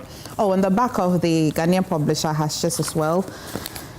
Has gone ahead to advertise the funeral of the late Apostle Kojo Safo, that you should disregard the new leader's assertion. The Inquisitor says that NPP 2024 poll show in Ashanti region, Bawumia cautioned against those who divided and polarized the region. However, there's a photo of him and a photo of Bernard Enchibo-Isiako, aka Chairman Wontumi.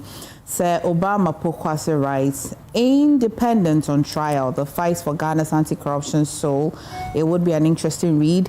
And Parliamentary Committee on Economy and Development, Lord's NPA, and Africa's mineral boom must not become resource curse, media boss. That will be all for the newspapers. That's the highlights. Let's go to the matters rising. There's a threat of fare increase. There's also a conversation about how Ghana is preparing to exit the IMF program.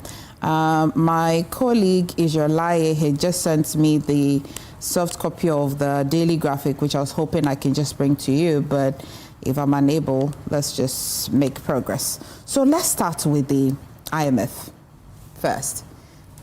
Okay, that's the daily graphic. The daily graphic, don't leave autistic children behind. That is the biggest story in front of the daily graphic. The Gabonese president, Nguema, on 3-day state visits. Okay, we'll be bringing you details of that. And GCB posts 1.23 billion half-year project. Story is on page 2. Valco needs strategic investor to survive. Guideg, story is on page 13 of the daily graphic this morning. That's it. Okay, GT Bank drives social change, and that's the story of the Don't Leave Autistic Children Behind, and that's a picture of the MD for GT Bank Ghana. Let's talk about the IMF, gentlemen. I will start with you, Honorable. You were telling me that it was busy in Parliament yesterday? Yeah, quite a bit. Okay, okay. So when everything is said and done, if you listen to the finance minister plus the arrangement that we have with the IMF, it suggests to me that we're getting ready to exit the IMF program as a country. Are we ready? I mean, we don't have a choice. That's the arrangement we have. But are we really now ready to stand on our feet, and we're not going to be smelling an opportunity to go back to external creditors? Yeah, thank you very much, Emefa. Let me say a very good morning to your cherished viewers. yourself and your entire team. A very good morning to my brothers, and today I happen to be on the same table with Madam Victoria here. I think I watch you from far. But I say a very good morning to you too. Good morning to the people of Sisala East. Well, I think that strong indication was given by the Minister of Finance. That's on the 23rd of this month, July 2026. He came to Parliament and gave a strong indication as to how far we have come as a country. And even in that presentation, he was very bold by stating that the 17 times that we've gone to IMF, he's seeing this time around, if we agree to discipline ourselves, and he stand by that commitment, he believes that Ghana shouldn't step back again, because he used a phrase that we recover, celebrate, relax, and relapse. And he thinks that it is more I do about what we, at the end, focus on as a country. But with clear discipline and physical prudence, he believes that Ghana will be on an economic trajectory that will get a lot of investors to come into this country. So clearly, we were in this trouble because somewhere, we all know somewhere 2022, we had a very bad year in terms of economic crisis, where all the figures that economic-wise were not in a positive direction. For instance, if you have inflation hovering over 50%, that's around the time we got about 54 point something. That's so much to the extent that it eroded our disposable incomes, and clearly households were rendered poor. And we've all seen that, even to the extent that Bank of Ghana, in their own attempt to make sure they remedy the situation, had to run into a debt of what was 60 billion, which brought about debates where we even think that we went against our own financial laws that we've set for ourselves by going within a benchmark of 5% of the previous year's revenue. We've done all that. So, but fast forward, we decided that we went into a financial support that extended a credit facility, that's 3 billion. And we have, from that point, taken one step at the other to make sure that we put this country into stability in a more stable form. And fast forward, we are talking today that's the final tranche of the money, that's 371 million to complete the entire cycle. But what it therefore means is that we have gained that strong stability that will make us qualify for next phase. That is not financial, it is non-financial policy credibility institute, a coordination institute, to make sure that at least we stand on the course that we have got into. We make sure that we do not step back again into the ways that will not make us spend in areas that will not inure to the entire benefit of our economy. We should be prudent. We shouldn't What does prudent? I've heard that many times. What does prudent look like, sound like? Because the pushback is that the government is not spending. Is that the meaning of prudent? No. I think that clearly that has been debunked completely, because he indicated to you, even per his own statement to Parliament, that he spends where it matters. Then he made a statement that you spend where you have. In actual sense, good financial intelligence will tell you that even where you have, don't spend everything. That's what it is, because there should be stability. So you make sure that you reserve some.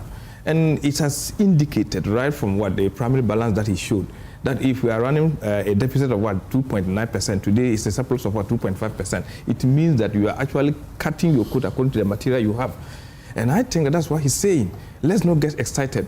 Let's not get a political year to come and change the story again for us. That's what he's saying. And we make sure that we pay where it matters. But in terms of your revenue collection, are you meeting your target? Yeah, you might not be the way, but it has even improved more. For instance, he made that point clearly. In Parliament again, he made that wonderful. I classify what he came to do in Parliament. As per his mandate, said that I have come to you not to ask for a supplementary budget. I'm not asking for more funds, but I'm telling you that support me to be able to realign my appropriations to benefit Ghanaians more. In 2024, the revenue that was generated was around 12.6%.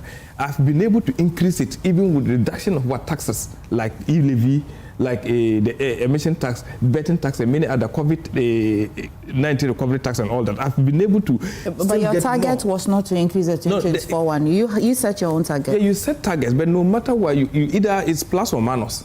And if you look at historically, even if you want to go and pick their best periods, to the extent that from 2017 to 2019, before the COVID hit. What we're doing is we're not comparing your gains plus the previous government's gain. We're comparing the gains by your own promise. That's what I'm saying. It's a situation. It's a conversion you be able to, because if in 2017 or 2018 somebody said that I am targeting to raise about 45 billion, and the person raised 41 billion, and I also say that I want to raise about 200 billion, and I raised 198 billion.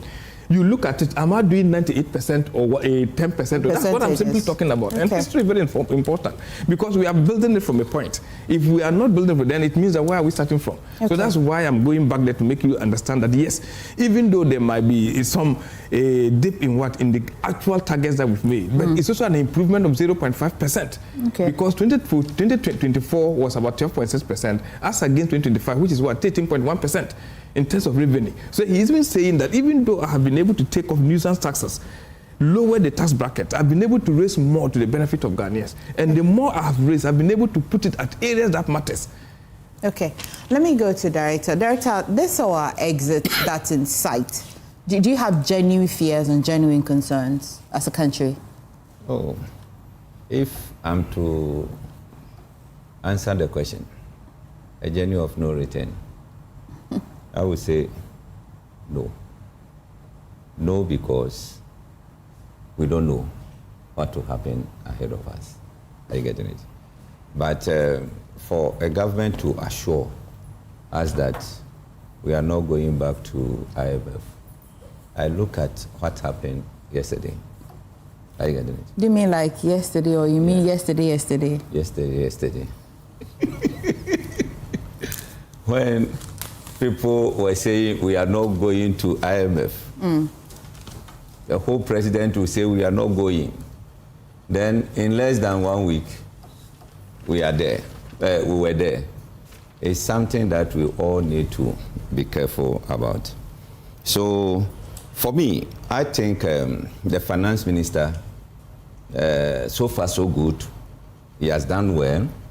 He has managed the whole thing well. People are saying he's not spending. It's not that. Are you getting it? He's trying to make sure that he protects the purse. Unlike, I was watching the Public Accounts Committee. Someone has a budget of 3.2 million. Then he ended up spending 21.9 million. Where did you get that money? Because he think he can procure, come what may, the nation will pay. Are you getting it? Now, this finance minister is saying that before you can even move ahead to procure anything, you need to apply. For him to give you the commitment authorization, that one alone is putting some kind of checks and balances in the system. So you cannot just get up and say that, oh, we are going to do this or that. But you see, I have put up 3 good things for exiting the IMF. Number 1, it signals improved macroeconomic stability. After a period of high inflation, debt distress, and currency pressure. We know previously the macroeconomic was not stable. The inflation was higher as 54% before dropping down. So by the time they handed it over, it was lower, right? Honorable, it was about 20-something. 23.8. At the time they handed the economy over to the current government, they had reduced from 50. Are you happy? Even the West of it is 5.3 now. No, just to situate and give context. Well, I am saying that it went up as higher as 54 before it came down to 24. To 20-something%. Are you getting it? Today we are talking about 5% or so. 5.3, yeah. 5.3%. Which is far, far, far better than 2 years back. And then, you know, we could not pay our this in primary balance and all those kind of things. So for now, we can see that we are not in debt distress. We are able to control the inflation, and then the pressure on the currency too has stabilized, which is good. Number 2, It reflects progress in fiscal consolidation, debt restructuring, and then rebuilding national or international reserve is very key. If your reserve is empty, automatically you are going to suffer, and nobody will have confidence in your economy to be able to give you any other thing. The successful exit can also improve investor confidence and reduce borrowing costs. You know, every organization know that, oh, today, if you give Ghana money, they will be able to pay. So in that case, the interest rate will not be higher as when we were in danger, when the economy was rated junk status and all those kind of things. Are you getting it? Today, we have people chasing us to come for money, but we say the country says it's not ready. So we need to applaud them for that. But in all this, we need to also put some kind of caution. Number one, the Minister of Finance should make sure that he controls public debt. Sure. And the program put in place in terms of commitment authorization, I think that one is be able to do that. And then the debt servicing obligation, he has also demonstrated commitment that even at times he will pay ahead of scheduled time. So you need to be very cautious about that and then continue in that tangent. Then, the financial pressure on state-owned enterprises. Mm-hmm. You know, at times, we just say, oh, this agency should bring this kind of money, they should go for this and those kind of things. We need to be very, very cautious. Let us have their independence, be able to manage their own affairs and all that. Unlike previously when monies were taken from them, like District Assembly Common Fund, everything is being done. Accra here, you know, you'll be there, they say, oh, they've purchased this thing for you, then they pay without you knowing it. And the good news is that this time I learned about 80% or so of the cash sent directly to the various assemblies, which is so will you support if there is a crisis? For example, the NPP government cited COVID and other reasons why the economy was shaking, so they had to go to IMF. But would you support that if the economy, I mean, God forbid, hits a certain crisis, the finance minister has earned some credibility and should be able to go back to IMF safely? That's why I'm saying that we don't know tomorrow how you are going to manage the whole system. Are you getting it? After COVID-19, we needed not to go, but because of reckless spending, we know the amount of money that were given to the nation from World Bank and other agencies. How did we spend it? How did we spend it? That made us call for this IMF facility. So we need to be able to manage our economy well. When we do that, we don't need to go to any institution that we are coming to beg for. In fact, no country can be self-dependent without even going for. But it should not be seen as we witness in this country in the time past, not only under MPP. Are you getting it? Yeah. The previous NDC government, they also went for facilities and other things. We've been there for 17 times. The 17 times, is it only in the Fourth Republic or? No. It's spread across, yes. So these 17 times, you cannot generate NDC from it. Are you getting it? But we are saying that this time they should manage it well. If we go to IMF again, it will depend on them. You look at the figures that they've paid. I was in Parliament last Thursday. I saw you. It was quite a grand entry to Parliament. Yeah. I just went there to witness the media review. And at a point, all I was hearing is that it has been paid. It has been paid. It has been paid. I said, So where did you get the money? And the figures are not small figures, huge figures. Well, it has been paid, it has been paid, it has been paid. And I say, hey, then Atto is forcing because he's been able to find money to pay. That's right. I see. Are you getting it? So I wish them all the best. Let us make sure we have a good stability. Okay. And then from here, we need to move ahead. After stability, there must be a growth. Yes, right. And this growth, Honorable, tell your people they should think about production. Yes, sure. Are you getting it? We need to establish more factories. Yeah. But they said 24-hour economy. We have factories already in the system. You want to hear that? They say 24-hour economy. The 24-hour, that's why I'm saying that they should focus on building factories. But Director, why do you think they should focus on, but they discontinued the one district, one factory? No, they didn't discontinue anything. It was an announcement. No, announcement like it cancelled the policy. The policy, you see, one district, one factory policy. Yeah, it cancelled it. That was the slogan. But I am saying that we need to. But there are factories today that are not operational. Let me tell you what. No, we'll get to that. Okay, you ask the question. You need. I'm just reminding you need to, Director that there was an opportunity for this country to enhance or do something about the factories it's asking for. Most of that concept was spearheaded by what Ghana Enterprises Agency, and they went into partnership with private people. But Honorable, you know the business resource centers that was built across the country, about 36 or so. Yes. I learned it has been cancelled, and some of the offices are being used by other agencies. I don't understand. No. You know, the business resource centers was put there for the young ones who don't have job.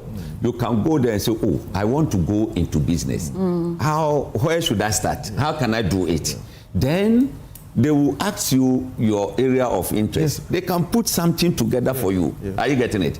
Then they refer you to where you can get some seed capital to start. And those places, you've abandoned. No, and tomorrow it's still operational. It's operational. But the point is that you have built a very beautiful edifice with plenty of offices that they cannot even sustain themselves. So if they within themselves they think that they can let part of it, then still run the office. That's what when we come to the recommendations, Director, you land on the recommendations. For that one, I will plead with you people. No, that's what I mean. Focus there because look. Director, why don't you demand it? Don't plead with them. No. Demand it. Or even me as an MP, whether you demand or you appeal. plead,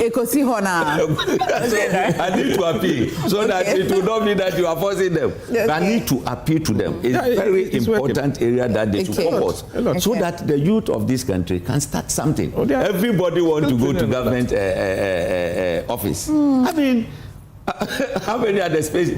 We don't have. So we need to usher them into their own businesses. So the business resource centers. Honorable. I've just told you we are giving you some few months. The one if you don't go into it, you say, I have an issue. I can understand why you are passionate about it. I can understand. Well, but we are using it. Of course, same question though. So the exit of the IMF is in sight. It's as if when we go to bed and wake up now would be out of it. But the challenges, do you feel confident, especially in the shortfall in revenue generation? I mean, Honorable here reminds us that if you look at the target in terms of percentages, the government has done quite well comparatively. But does it give you more confidence at all? Vicky? Yes, I mean, the government has done well. And I think, one will have to be very disingenuous not to acknowledge that, because we all saw where we were and where we are now. And we are in a better place, let's put it that way. Thankfully, we have or are almost completed, finished with this extended credit facility program. But we have a challenge, which is what we've all been discussing, for us to demonstrate once and for all that we can actually sustain fiscal discipline on our own and not go back to the situation or situations that force countries to go to the IMF to borrow, because it just doesn't help you to move forward in development, let's put it that way, because you then almost stop for a while fixing that problem and paying back the loan before you can move on again. We don't want to do that. And I am happy with the PCI, the Policy Coordination Instrument. It's 3 years because it's designed precisely for that purpose, to help us to sustain our own financial discipline. Because one of our recurring economic weaknesses is that we keep going in and out, 17 times so far.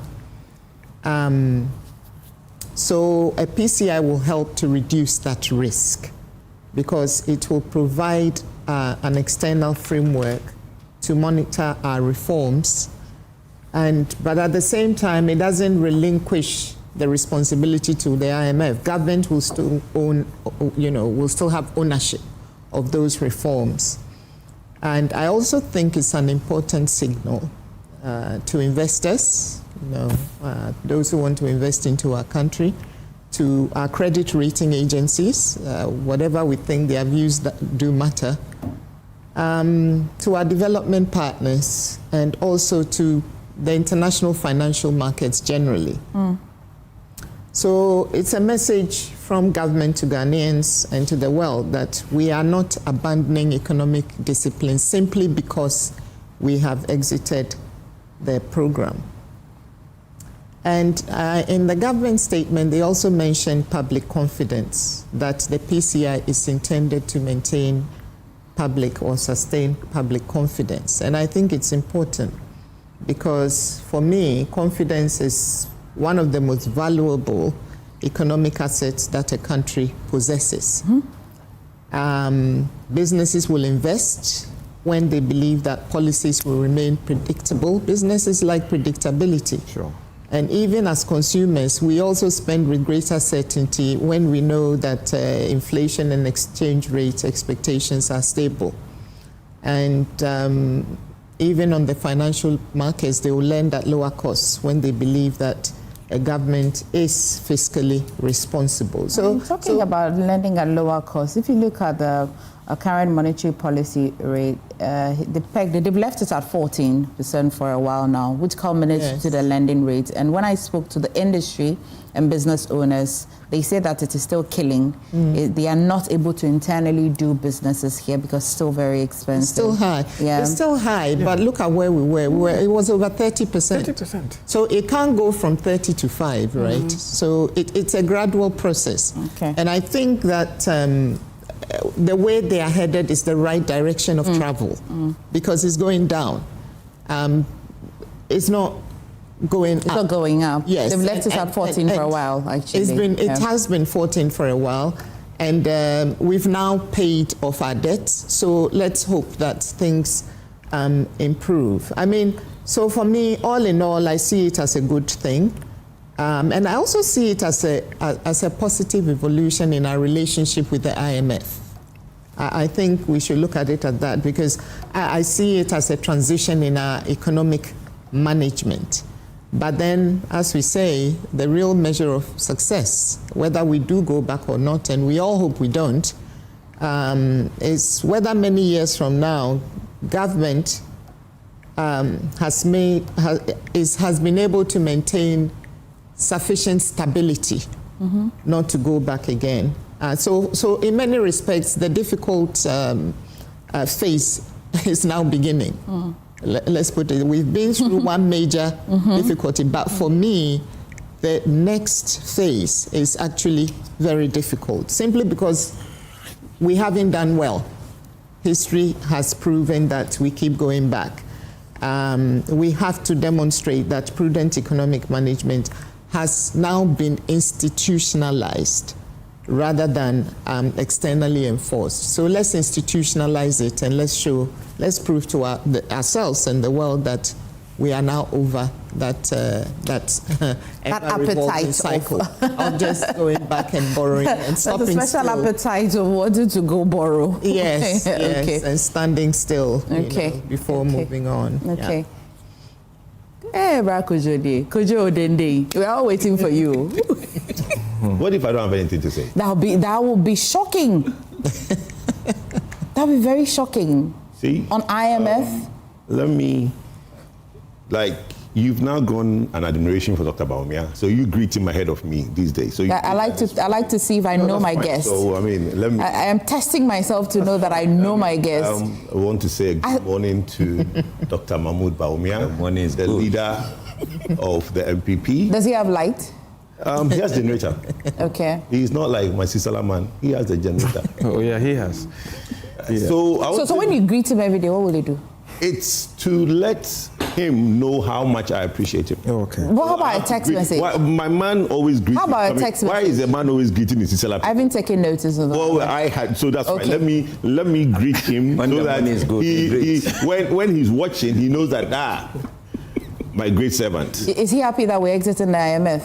Look, we'll get there. Let me greet that, and please give me time to do my submission. It's very important. You know, if you don't give me time, it will not be fair. You see, my sister Vicky says that we were in a better place. Hey, Vicky, where do you buy your tomatoes? We are. Tomatoes tray was 5 cedis. Today, 1 is 5 cedis. Tomatoes. Hey. Yes. Tomato. Even the statistician has admitted that tomatoes has gone up by 36%. Hey. Simple agric of growing tomatoes. Something, it doesn't matter. It does matter. Vicky, we can give explanations for everything. You see, if we were to sit on this platform and give explanation, we can explain everything away. But we are not in a better place. Let's talk politics. Because the tomato that was 3 for 5 cedis, today 1 is 5 cedis. You know the funny thing? If you, please, let me make my submission, I beg you guys. You see, and Vicky, we've not paid off our debt. We've not paid off any debt. In fact, from January till now, the Minister of Finance has borrowed 120 billion in treasury bills. T-bills alone. But he's servicing our external debt. He has built, sorry? He's servicing our external debt. No, hold on. He's not servicing. What is he? He is only paying the restructured. He said we paid our debts. No. So I need to clarify that. We've not paid our debts. We are paying some. External. We are paying some of our debts. Some. I'm just clarifying that. He said we paid our debts. Some of our debts. 120 billion has been borrowed from January today on T-bills. You know what? But that's internal. The funny thing about, look, borrowing is borrowing, whether internal or external. Somebody will say, oh, we've not taken out any borrowing. It doesn't matter where you borrow. The government has borrowed from day 1 till today. Let me go on. The conditions of borrowing internally, you know that. No, the conditions is borrowing. We can discuss that away if you want to have that conversation. We won't be discussing IMF if we borrowed internally. IMF is an external conversation. No, IMF, so we must appreciate we are discussing IMF, but when somebody says that we paid our debt, we need to make that clarification. Whether it's internal or external, the government has paid some. She's right here. Let her do the clarification. That's fine. Let me finish my submission. And so you want to have time. So you want to have time. That's what I'm saying. Yeah, but that is that was just a passing comment. That was not part of my. I will respond later. That's fine. Let she respond later. You know, look. On the issue of IMF, and my honorable MP says that, Atto says we relapse. Whilst we are in it, we've already relapsed. In the sense that when you now say that somebody is spending less and he's spending where it matters, like my brother Hobson said, you see, the expenditure of the government was not made for the government. The government itself went to Parliament, stood at the box, and told Ghanaians how he wants to spend money in 2026. Ghanaians clapped for the Honorable Finance Minister and said, a lot of areas are going to get money. A lot of projects are going to get funded. Then halfway, you have not spent 30 billion of the money you say you will spend. Then you want us to clap for you? Yeah. How? Yeah. You know the funny thing about that issue is that there are now people who you've lied to, because there are people that you've given them hope that you're going to do projects for them, that now 30 billion of that is not going to happen. But you know the people who in this case are really, really pity on this matter is Ghanaian workers. Look, Ghanaian workers have sold their color TV for black and white. When it was difficult in this country, my brother said, we all know where it started from in 2022. My brother, the Ghana debt problem did not start in 2022. Before JM1, the end of JM1, JM1 has borrowed more than any government in 4 years before at the end of 2016. That's not true. Well, you can check the number. I'm telling you.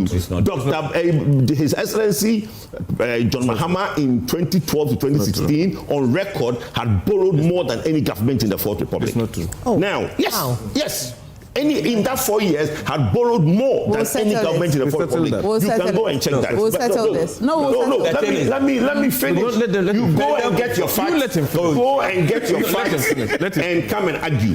When I made these statements, you can only say it's not true when you have alternative facts. And put it on record that between 2012 and 2016, before that, that 4 years of his first excellent government has borrowed more than any government in our history. Now, when things were hard in this country, the Danado government, the MPP government, gave workers in 2020, we gave them 15% on COLA, which is the cost of living allowance. In 2023, when we were going to IMF or we were in IMF, we gave them 30% increase in salary increase.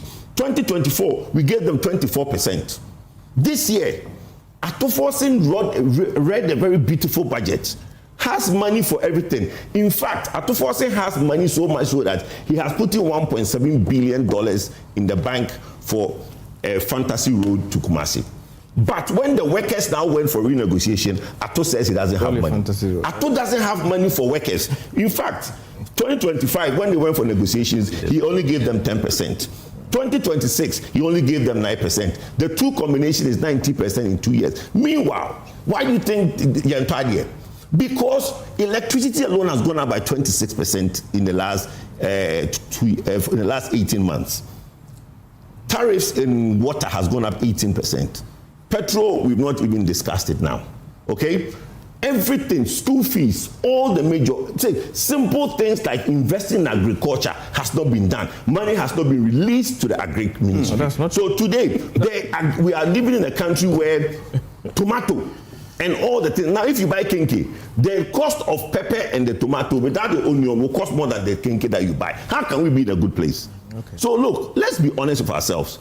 When it comes to a beautiful budget, there is two tales, one country. The one tale is that the government is doing well, all is well, we have so much money. But when it comes to workers, no, we don't have money. We even have to borrow to buy salaries. Oh, we can only give you 9% because we cannot bloat the budget. But when it comes to unnecessary expenditure, like spending 245 million Ghana cedis just for people can make and cook on coin, that one we have money for. Let's not kid the Ghanaians. The 245 million, but it hasn't been released. The Agri Minister they have spent that on the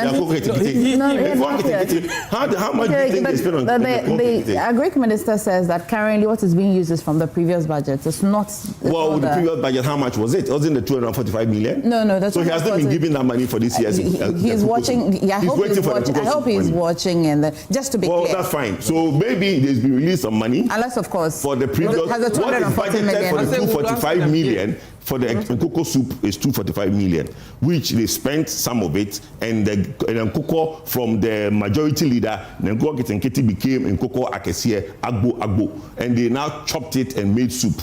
Right? Okay. Now let me land on my point. No, you're not. Are you landing? Okay. Let me land on my point. You see, we are exiting IMF. It should be a good thing. But when we have a government who is borrowing so much so that even on roads alone, the amount of money we sit today that the government has committed in contract, it will take us 12 years to pay. 12 years.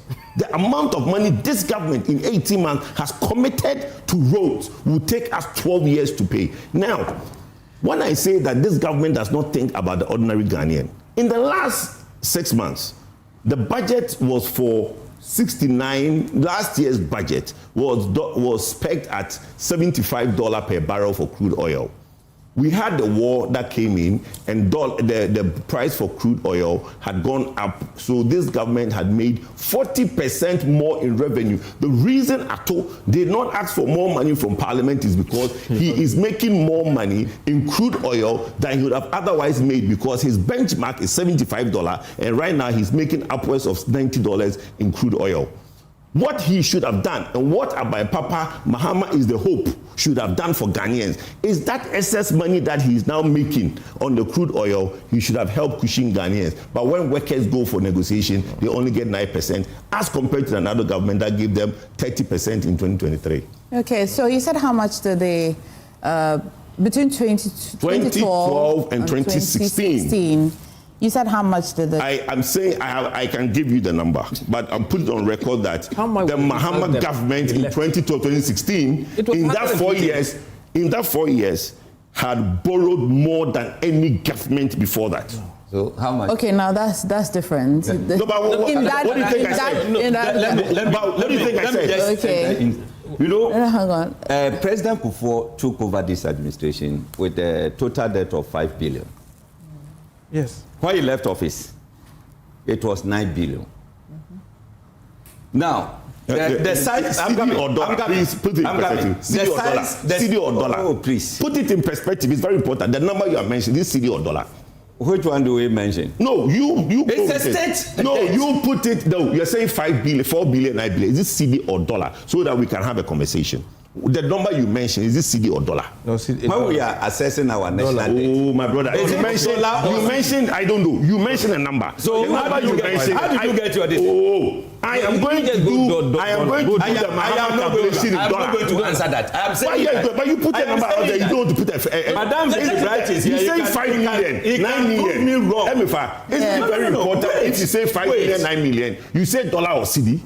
It's important. Ghana is our currency. Well, mostly we also peg in Ghana. You have made a statement. No, forget about that. Emefa, I am saying you are saying that 5 million, 9 million. Is it CD or dollar? I mean, he can check. No, but you should say it means different. Are we in America? No, we're not. But if it is in CD, it means different. If it's in dollars, because you see, you and I are going to take your time. I am saying that President Akufo met a debt of 5 billion. Of what? 5 million what? Oh, 5 million what? Cities. Thank you. Okay. By the time he left office, it was 9 billion. 9 billion. Yes. Cities. Yes. Dollars.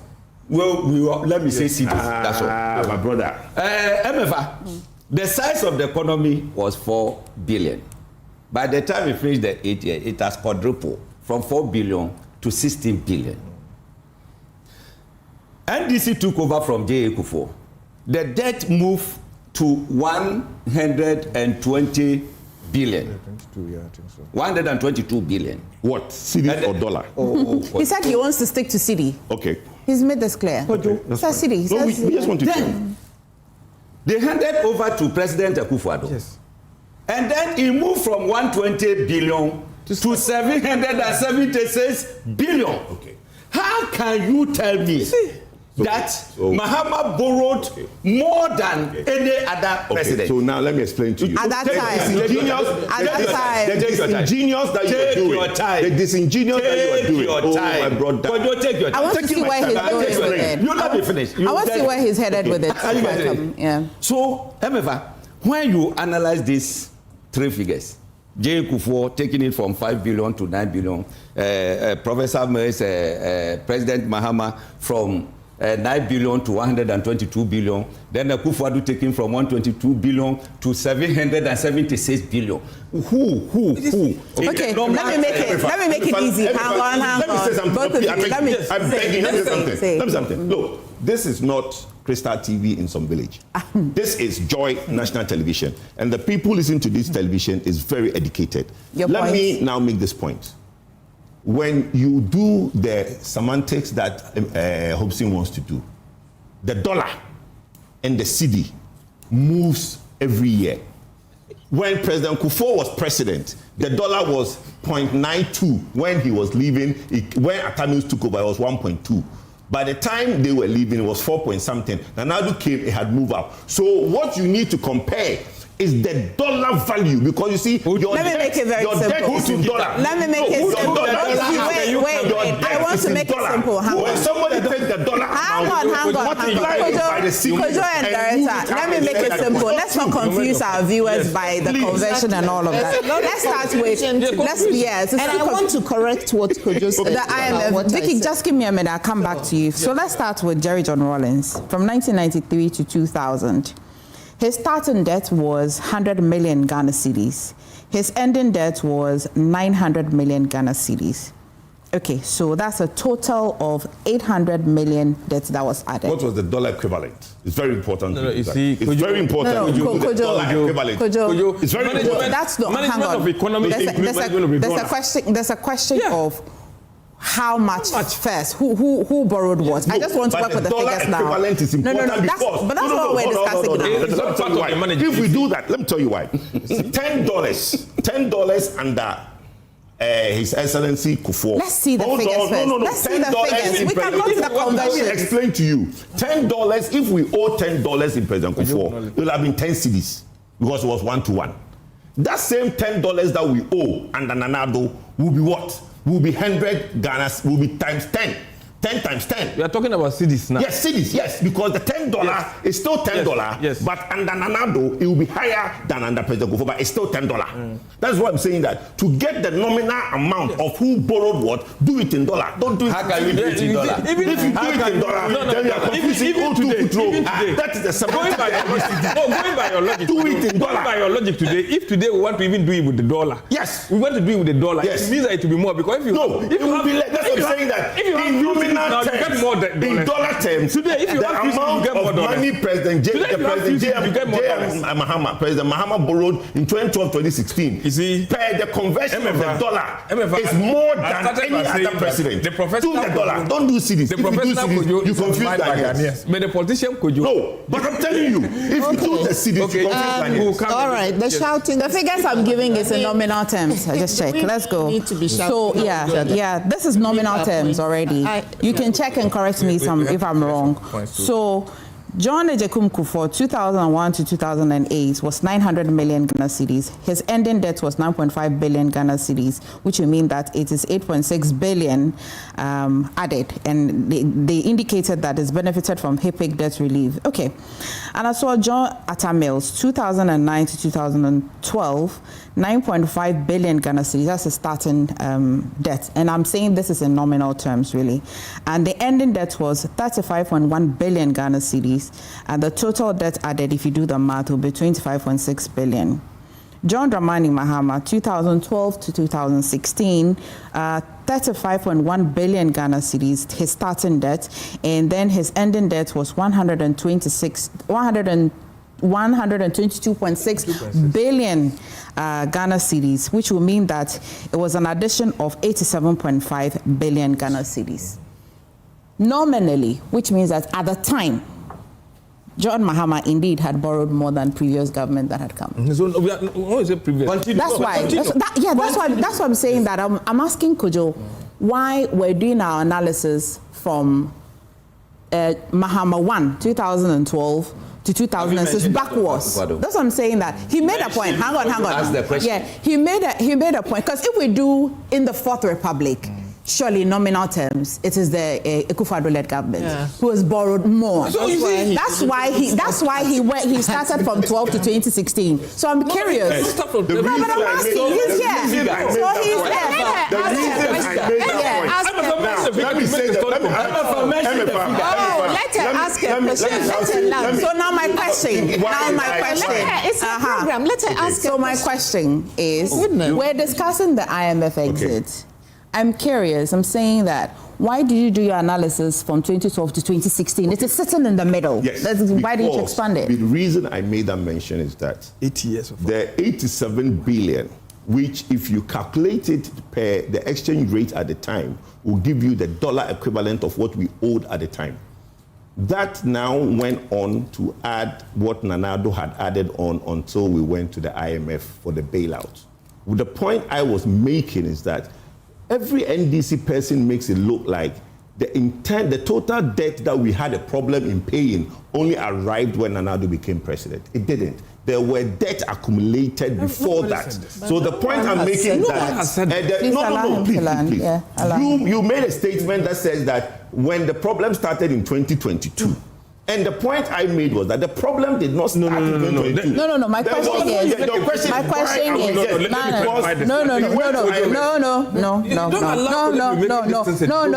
I'm saying that we're discussing IMF exit program. Yes. Are you confident in the gains that we've made or not? Do you think that we've made some gains or not? So what's the worry about? But the IMF was because we said the previous government said that there were crises from 2022. The previous government said that we have a debt stock that our strength is not able to carry. And the point I'm trying to explain is that our debt stock, that burden of debt stock, it's historical. Thank you. But at what point? So you see, that's all I'm saying. No. You see, no. He's not getting away with it. I made this point. No, you see, it's important that we regulate the conversation. Yes. Nobody gets away with anything. That's the impression you get. Nobody on this table, unless I'm not moderating this conversation, gets away with anything. No, he's getting away with it. No, he's not. He's not. He's not. Yes. When I asked the question, why did we go to the IMF?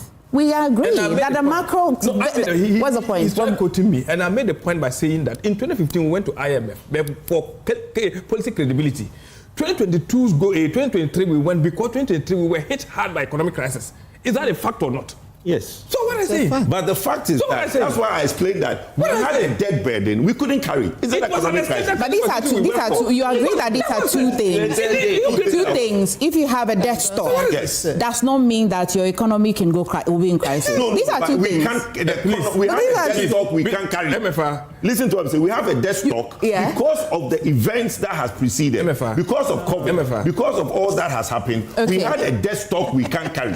What I'm saying is that debt stock. The point I'm trying to explain is that that debt stock did not appear in a vacuum. Who created it? That's what I've explained. Who created it? So, Kojo, how much debt did you meet? And how much debt did the Akufo-Addo government meet? How much did they meet? But you actually told us how much debt. And then how much did we borrow? Yes, the 8 years, you see, and that's another unfortunate thing. If you add Nanado's 8 years and compare Akufo-Addo's 4 years, I'm not being fair to Akufo-Addo. You understand? Nanado's 8 years. Nanado borrowed in 8 years. Okay. JM1 was only for 4 years. Okay. So if you compare the two debts, you can only separate. You don't have to do 8 years. You don't have to do 2017 to 2020. No, let's do it from when we had to go to the IMF. The 2022. But the IMF was halfway. So what I'm saying is that before the crisis came, before 2020, compare Nanado 2016 to 2020. That's fair. If you compare 2020 to 2024, IMF came in between, which reduced our operations. So what you need to do is compare 2016 to 2020. You have the figure. But you're inviting me to an area that suggests that there was a debt stock. Yes. And that debt stock takes me back. It peels me back. From what you were reading, read out the 2020 to the 2016 to 2020 debt. You realize that what was borrowed in that 4 years is not as much as what was borrowed in the 100. That's what I'm saying. It's over 100 billion. The currency is over 100 billion because the CD had devalued. If you do, oh my brother, we're having a very. You see, Kojo, if we invited all the presidents in the previous administrations here, they would give us reasons why they had to borrow. I agree, and that's exactly what you're doing. Yes. And because the CD had depreciated. I'm saying that the debt stock. You see, we had 87.5. And I said, let's the debt stock. But I'm saying that the reason I am saying that we went to IMF because we couldn't carry our burden. We were in crisis. Yeah. We had debt. That's why we did the DDEP. Because we couldn't service our debt. The debt was so high, our productivity has reduced. We couldn't service our debt. That's why we went to go and get the debt restructured. We were junks. And the point I'm making is that, look, listen, we can discuss. Okay, you land on the point. I have always criticized. I'm on record to criticize the Kenufra. So just continue that way. I've been on record. You see, let's not move away from certain conversation. The point I'm making is that the Ghanaians will have to appreciate that the debt stock that we had when we go to IMF did not just arrive at by Nanato. There was a previous debt stock, which we every government, and we separated it now. Every government inherits a debt. Anyway, Vicky, please make the intervention. Kojo Poku throw dust. But when people are watching, people are discerning. Vicky, please, let's have Vicky make the point. I want to do my correction, but we have to. I think everybody knows that no government inherits a zero debt, stock. So as for that one, it's trite. I mean, it's not anything. A point that even needs to be made. Now, what I don't like is being misrepresented. I'm quite capable of expressing what I mean. So I don't need Kojo or anyone to say that this is what I meant.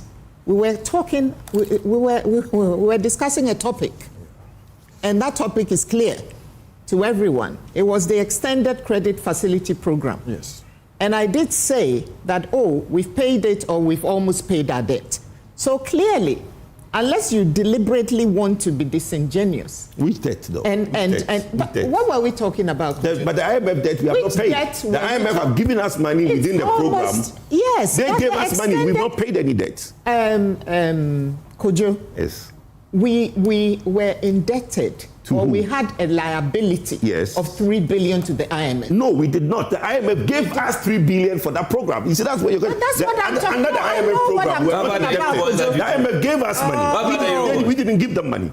I didn't say we gave them money. But you said we are indebted to 3 billion. Where is that 3 billion coming from? They gave us money, so are we not paying them? But that money will be paid over a period of time. What we have paid is the IMF program. Under the IMF program, IMF gave us money. We didn't give them money. But who said, can we give IMF No, money? but yes, we pay back the debt they give us. The money they give us is debt. Can we give the IMF money? Yes. We are a developing country. Yes, we give them money because the money they give us is the loan. The money they give us is a loan. But you're paying the loan. You're not giving the money. You're obliged to pay. Totally off point. For the IMF, if they borrow you money, you're paying back. You're not giving them money. Look, what I always tell my children is raise the quality of your argument, not your voice. Well, we don't need to shout at each other. Okay? That we know what we are talking about. Everyone knows that we had a bailout.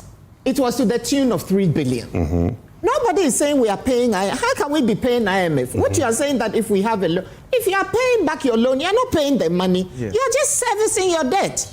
You are actually redeeming your debt that you owe to someone. You are not paying them. If you say you are paying someone money, it suggests that you are actually paying them money that. Yeah, exactly. And that is not what we are talking about. The topic under discussion was very clear. It was very clear. And you have deliberately misrepresented what I said, which I don't like. I did not say that Ghana has paid all its debts in this world. How can I say that? I mean, that's a ridiculous statement for anyone to make. I would never say that. And even America cannot say, look at how much money they owe. No country can say it has paid all its debts. Because at any given point in time, you have domestic borrowing and you have external borrowing. Every single country in the world has that. So let's get that clear. We were talking about a particular program. And I made my comments in relation to that particular program. And you are talking about tomatoes and this and that and that. Listen, there was a time in this country where you go to the market in the morning, by 3 o'clock, the price has changed. Yeah. By 5 o'clock, the price has changed. By the following day, the price has changed. So let's talk about that. Because, when you are making these statements, you need to really... The statements will deliberately misinform people, and that is not right. As you said, this is not just some whatever program. It is Joy News, Joy AM News. Yes. So let us not be disingenuous, and let us talk about the facts, and let us back those facts with proper evidence, not putting nuances on people's statements and all. No. Let's stop all that. It's not helping anyone. Look at it. It's not helping anyone. Yes, I'm not. Everybody's had a second round, so let me give you the second round, then we'll move to the other topic. Director, and then I'll come to you. Yeah. We want to state it clear that statement that Mahama borrowed more than any other government is false. No, he now made it clear. He said previously before him. It's important to make that clear. No, if you're assessing all of the administrations, then that's fine. But he came back to clarify that he meant that. I didn't hear that. No, he said that any other presidents before him, before President Mahama. Okay. That's why I walked the viewers through how much we started from Jerry John Rawlings, went all the way. That's why I didn't add Akufo-Addo. Right. Yeah. Okay. All right. You said you are demanding for a second round. What do you have to say? What I want to say is that clearly I think that you put the issues right. Then thank you very much. No, I'm building that point from there. And clearly to agree that between 2017 and 2024, Akufo-Addo added over 600 billion. That's right. And by the time he left, we have a GDP debt. Our debt to GDP was our 61%. Today, as we are talking, it's 45%. It has come to what? Sustainable levels. Even before the targeted year. So we were over 100%. We were bankrupt. We were junk and you asked a question, very important question about can we sustain this? Emefa, they say even if you just Google, you find out that irregularities alone reported always by what? A Auditor General. Yeah. In 2024, we have about 18 billion. That is about 109% increase from the 2023. Today, as for 2025, we have about 5.4 billion. About 86% decline based on prudence. This shows that we have a direction. This shows that this country is being regulated.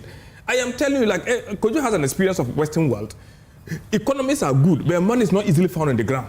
Because people are prudent, things are you have to make sure that you discipline yourself as how you go to. And we believe that, and I will agree that where we've gotten to is far more better than where we were, to the extent that even everybody, he is even in the energy sector, to the extent that we depleted to the partial risk guarantee that we even keep our energy on. We were able to deplete it until we replenish it. Why wouldn't he agree that in the short period, 3 consecutive payments of what, $700 million of Eurobond, that's 2.1 billion. If Madam Victoria is saying this, that we are paying our debt, is she wrong? Did the DDP in any way play any role in the gains where the restructuring program? Did it play in any? I agree. No matter how painful it is. Which year? No matter the DDP. Was it not 2023? 2023. Yeah. Were we able to pay the debts? No. I'm saying that I'll come to you. Yeah, I'll give it to you. I'm saying that the gains that we're recording now, how painful the DDP was, did it contribute in any way to help the restructuring? I wouldn't sit down here to rubbish the fact that it didn't contribute. Yeah. But I'm telling you that something was done extra to make sure that we are where we are today. Okay. You see, when people want to rubbish what I say, but go on to stand on that point to make their point, is very disingenuous. You see, my brother Honorable is talking about debt to GDP coming down because the cedi strength. When the NDC came, the first year, they had not paid any debt. Because the dollar to the cedi came down, our debt portfolio per GDP to debt had come down. That tells you that the value, the stock of your debt, as in dollar, when your exchange rate is bad, it balloons. He just said that the NDC has brought down the debt to GDP. No, let me when you're speaking, I'm quiet. Let me speak, please. When you are done. He's making a very important point. You said that clearly. It's a near truth, is it not? That's the truth. You said that when you came, you brought the debt to GDP down by the sheer purpose of reducing the value of your cedi to the dollar. And that has brought down your debt to GDP. Your debt to GDP has not come down because you paid off that debt.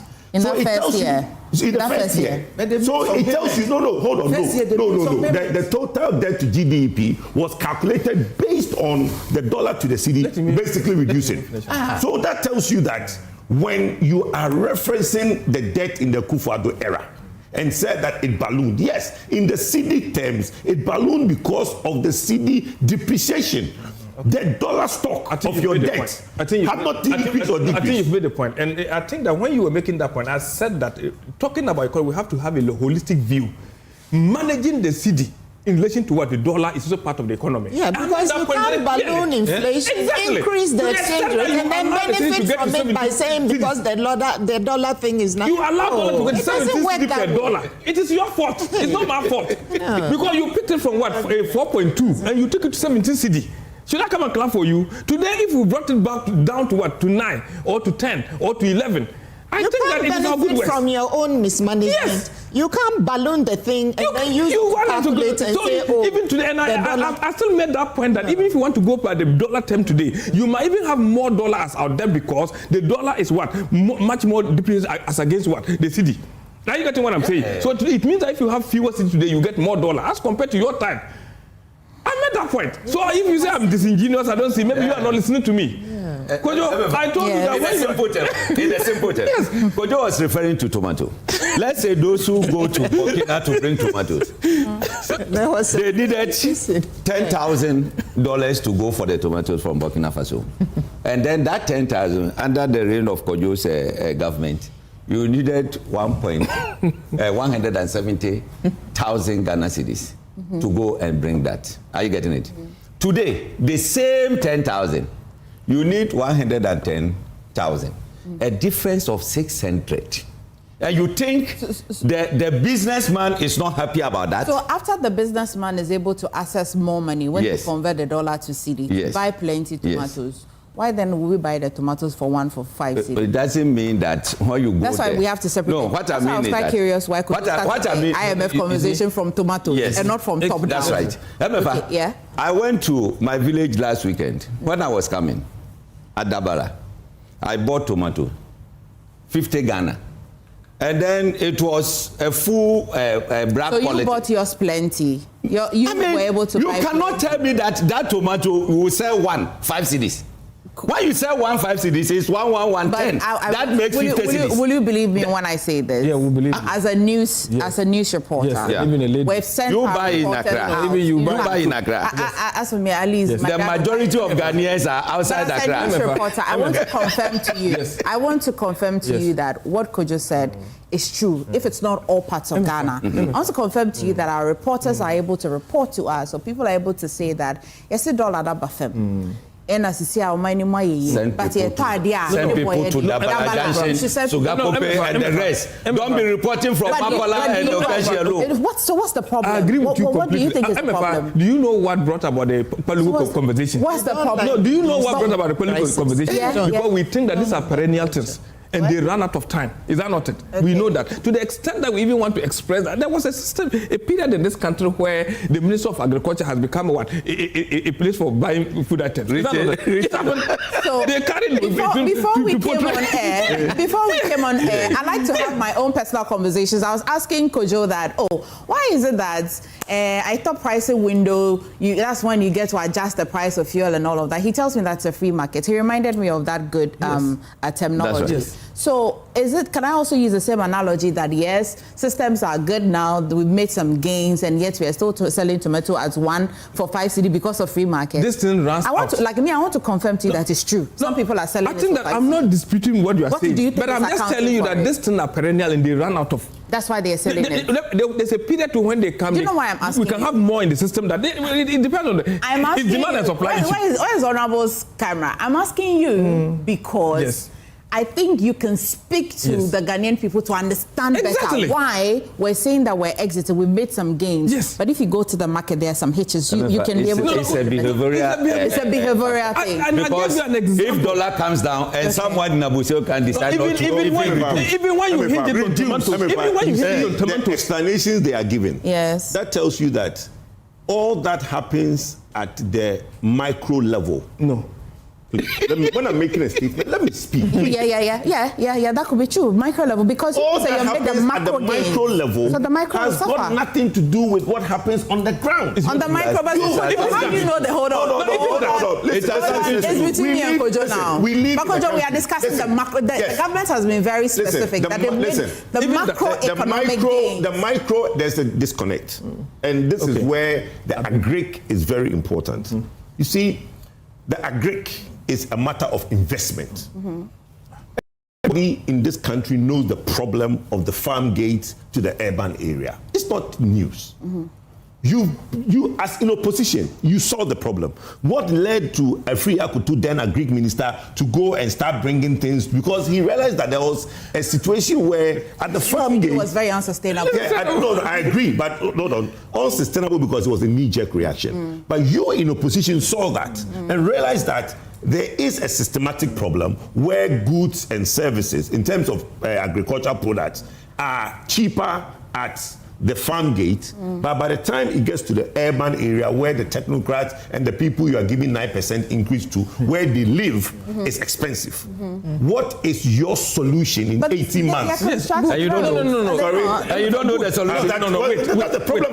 So the point I'm making is that if you are looking at the camera to talk to the Ghanaians. My counter question is that this government has been very specific. They said that the macro economic stability. Yes. When I engage economists, when I engage Professor Bob Kim, one of the things that always leaves me, he says that Emefa, fasten your belt, because it means you have to stop putting butter in your bread for a while until the government is able to sustain its gains it has made on the macro level.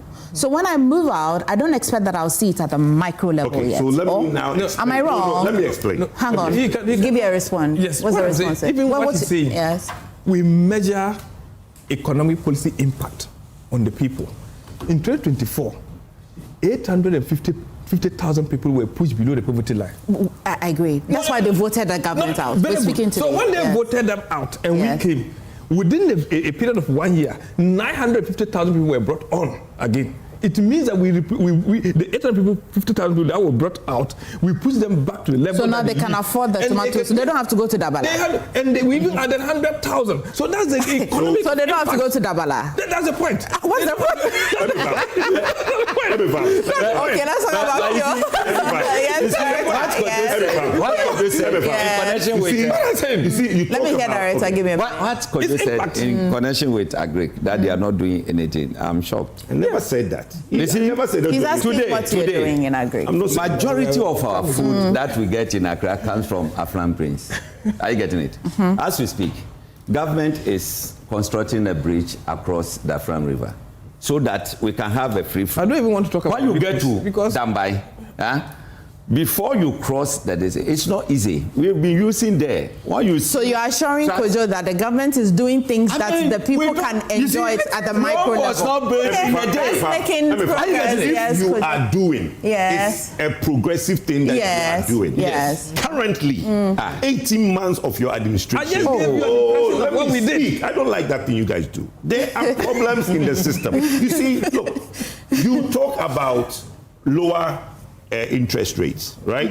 You talk about lower currency. Guess what? My mother goes to China to bring bags. Your mother? Yes. Now, yes, you've reduced the interest rates, so the bank will lend her money. Yes. Dollar is low, so he can get more cedis. He goes to China and buys the stuff. Yes. Guess the problem she has when she gets to Ghana? Republican AI. Today, the tax at the port, the duties at the port is double. Oh, that's another conversation again. How can it be? These are the end product is that. What the end product? When we are plucking the post, when we are plucking the post, what are you? I've been don't go there. Don't go there. They keep saying we are blocking loopholes. Listen, Emefa, they keep saying blocking loopholes. Different conversation, but you see. Do you have appetite for a different conversation? Then let's talk about fuel. That's what I advertise. But the fuel conversation ends up the same conversation. I know, but you let's go to fuel. I've been a credit agent before. What could you say? As for this topic, could you introduce? We'll talk about it later. It should not even go there. Really? It should not. Okay. So people are paying double taxes. Listen. People are not paying double taxes. People are not paying double. When you were I hope so. People are not paying double duty. Yes. Someone will come on his beard. You see a weight of maybe 20 kg. Then you go and prepare another 10 and then put maybe 12 or 11 kg there to beat the system. Now, you cannot do that. The moment you do, the publican AI will get to the source of your goods and they'll give everything. So it's not true that taxes has been double and all that. It's not true. So Kojo, it's not true. It was reported that the publican AI technically was doubling the calculation. Is that technical, or it is a policy that duties have been increased? Of people who are importing things. You see, you keep using words like it's not true. Why is it say, oh, my brother, please stop. You see, there may be a problem, but we may be discussing the symptoms of the problem. You could have resolved whatever problem you think. We won't talk about the ports. We won't talk about the ports today. We'll talk about the ports today. We're talking about ports. We'll talk about ports today. Yes. Is it about the ports? If it's about the ports, I'll be happy with you. If it's about the ports, I'll be happy with you. If it's about the ports, I'll be happy with you. No, I'm just saying that. If it's about the ports, I'll be happy with you. No. If it's about the ports, let's move on then. The whole Ghana was beating the system. These things are very simple. Ghanaians are the ones who come. Ghanaians are going to go. My sister, let's go to country that people can't afford. Let's go. Now, Oma, me also bag Ben off. Bag no, me too quite no. They okay.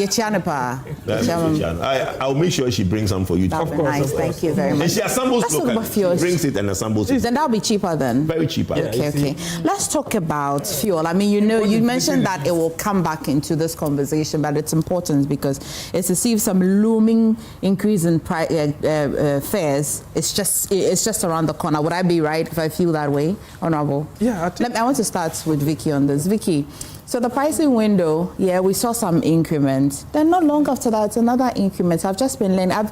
All my life, I was just yesterday old. Oh no, in fact, this morning old when I knew that apparently beyond the pricing window, the free market, people can increase because they can look at other variables why they would increase. But looking at it, the increase, is it a fair increase? Is it? Well, I mean, look, we are all worried about increases in petrol, in fuel prices, because it just cascades down to every aspect of our lives. And the transport operators are threatening to increase it by 30%. I understand they've suspended it for now, just temporarily, and we are grateful to them for that, because fuel must be their biggest operating cost. Sustained increases, like you just said, inevitably will put pressure on them, and therefore end up being transferred onto Ghanaians.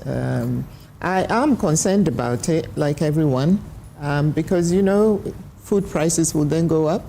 It will also affect inflation, business costs, household expenditure, everything. So it will significantly end up increasing the cost of living for many Ghanaians, and families will suffer. So I think the real policy question for government to ask itself is how we can reduce the structural causes of fuel price volatility. I think that, it's a fact that fuel prices are increasing worldwide. My sister, actually, who lives in the US, was just complaining 2 days ago that she now has to exactly double what she used to spend to fill her tank. So it is real, and it's not just in Ghana, it's everywhere. So I think that for me, if we do that, it will increase our balance of payments and cause a strain on the city, especially looking at where we were not too long ago.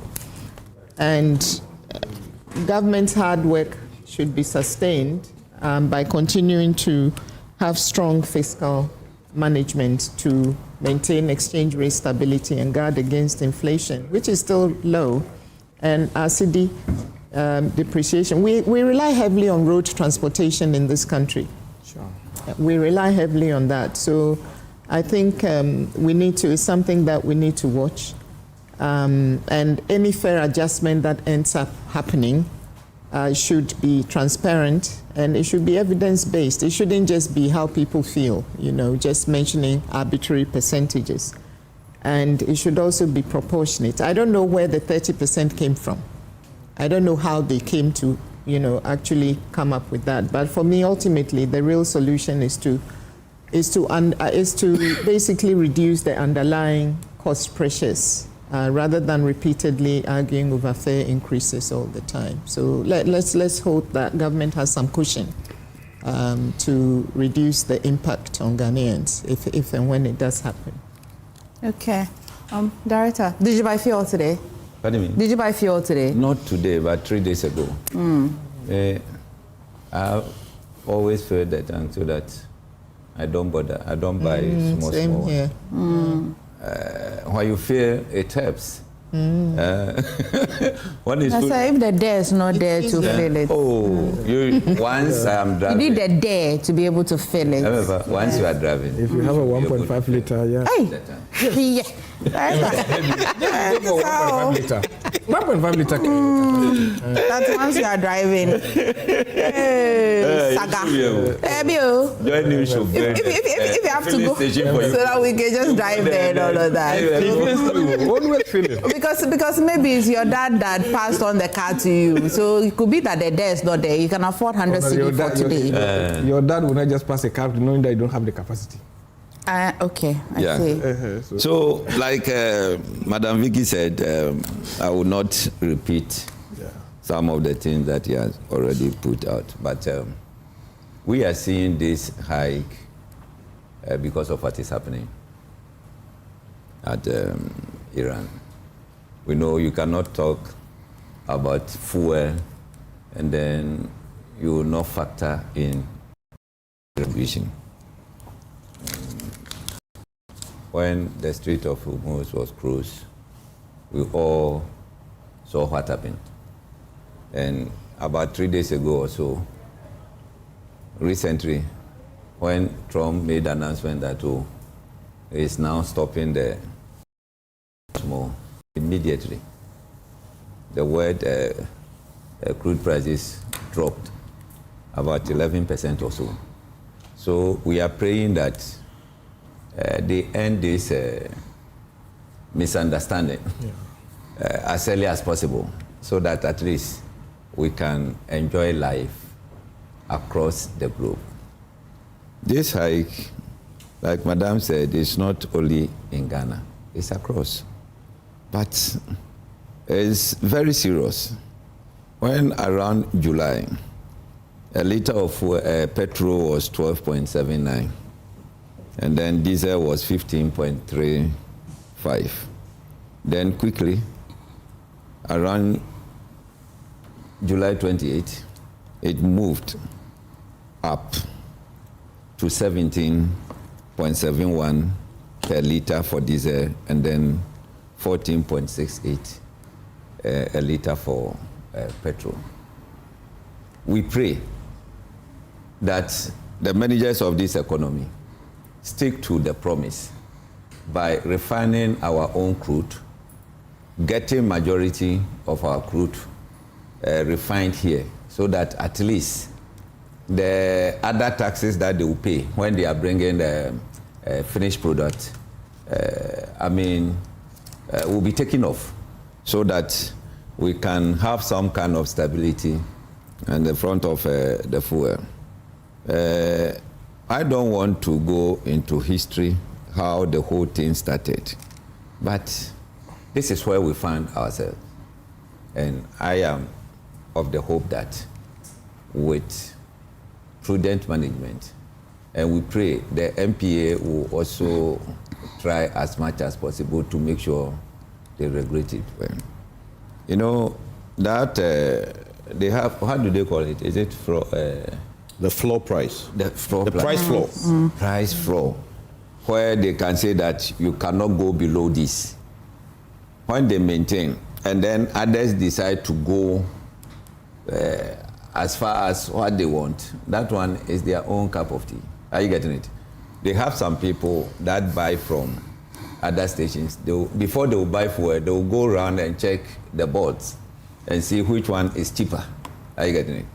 But some of us who has made it a habit that we'll be buying the Road 95, at times it's difficult for us. You can see a cheaper one, but because you've taken a decision that, I'll go for Road 95, you will not buy the cheaper one, there you go. But I think we'll get there. Let us all pray that God should touch the heart of Donald Trump, so that at least they end this war. Then God abem. Is it? Oh no, go ahead. Now God will It's only God that can touch the heart of Donald Trump. Are you getting it? So all these things, we are seeing all this hike because of someone's decision to attack someone. Are you getting it? That's how all these things are coming. So we are praying. We know with what the system is putting in place. And I know maybe Honorable will talk about it. I know this weekend, President will be at tour to... Kojo was there. But you are the board. You are on the board. I just want to acknowledge that he 1 million barrels of crude oil. Maybe he didn't want people to know he was there. No, I was there. It was published on TV. My work is civil society. Yeah. Everywhere civil society go, I go. It was well. So me being there that means nothing. That I don't know where he's saying God and say I went there. I went there on a professional capacity. We saying God. You are saying that I was there. I was there to do what? No. You pat my back and say that you guys you are doing well. Sorry. I pat your back and said what? You guys are doing well. I said, come back. The MD is trying. He's trying. Yes. And Thor is also trying. Thor is trying. They are trying. Today the MD to store his managing. And Thor has a board. Where the board is not giving negative actions. The board could even be a drain on his but he knows that we are positive energy. Well, he didn't tell me that. No, what the MD told me did not include the board. Yeah. He said you are the one that invited Kojo. And when Kojo responds squarely, you say, hey. No, on this issue, why is he responding? I just said that he went to talk. How is that relevant? So, Emefa, it's director that's making it sound. Emefa, in conclusion, I will say that our crude oil, we should not export more than what we process here.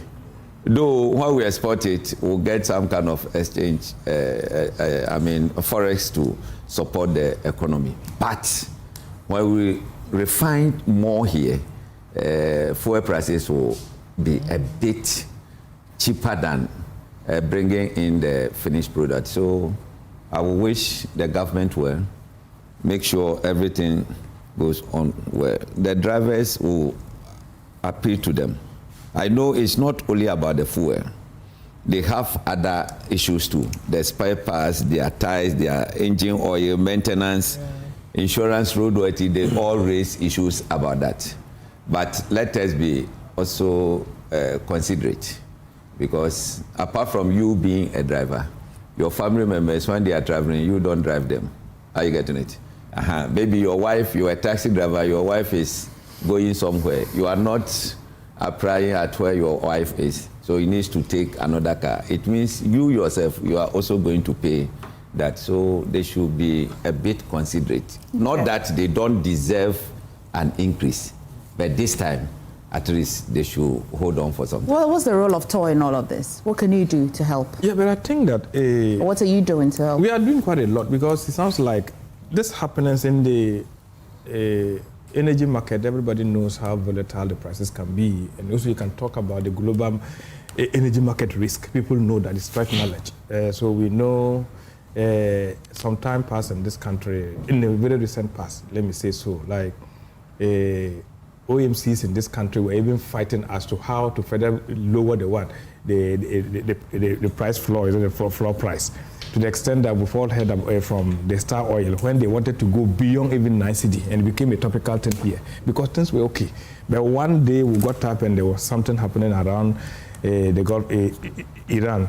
That is a conflict between Iran and then Israel with America. That moved the crude oils from $69 per barrel to almost of 109.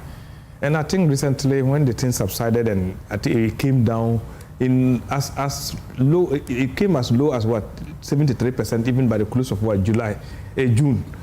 But we had the strike again, and it moved now, it's getting towards 90 because it's around 87 now. And clearly it will affect the global oil economy, and that is what is happening. But beyond that, I think that these are all signals for us to be able to look at it from a different perspective.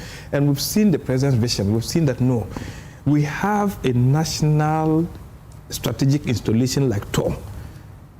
Do we sleep at it? We have, fortunately, we've been blessed with oil, and we are also extracting oil from this part of the country. Do we have to wait until they close the Strait of Hormuz that will affect us? Or can we begin to make sure that we create a buffer Not even the issue. You can even have the money, you won't have fuel to buy.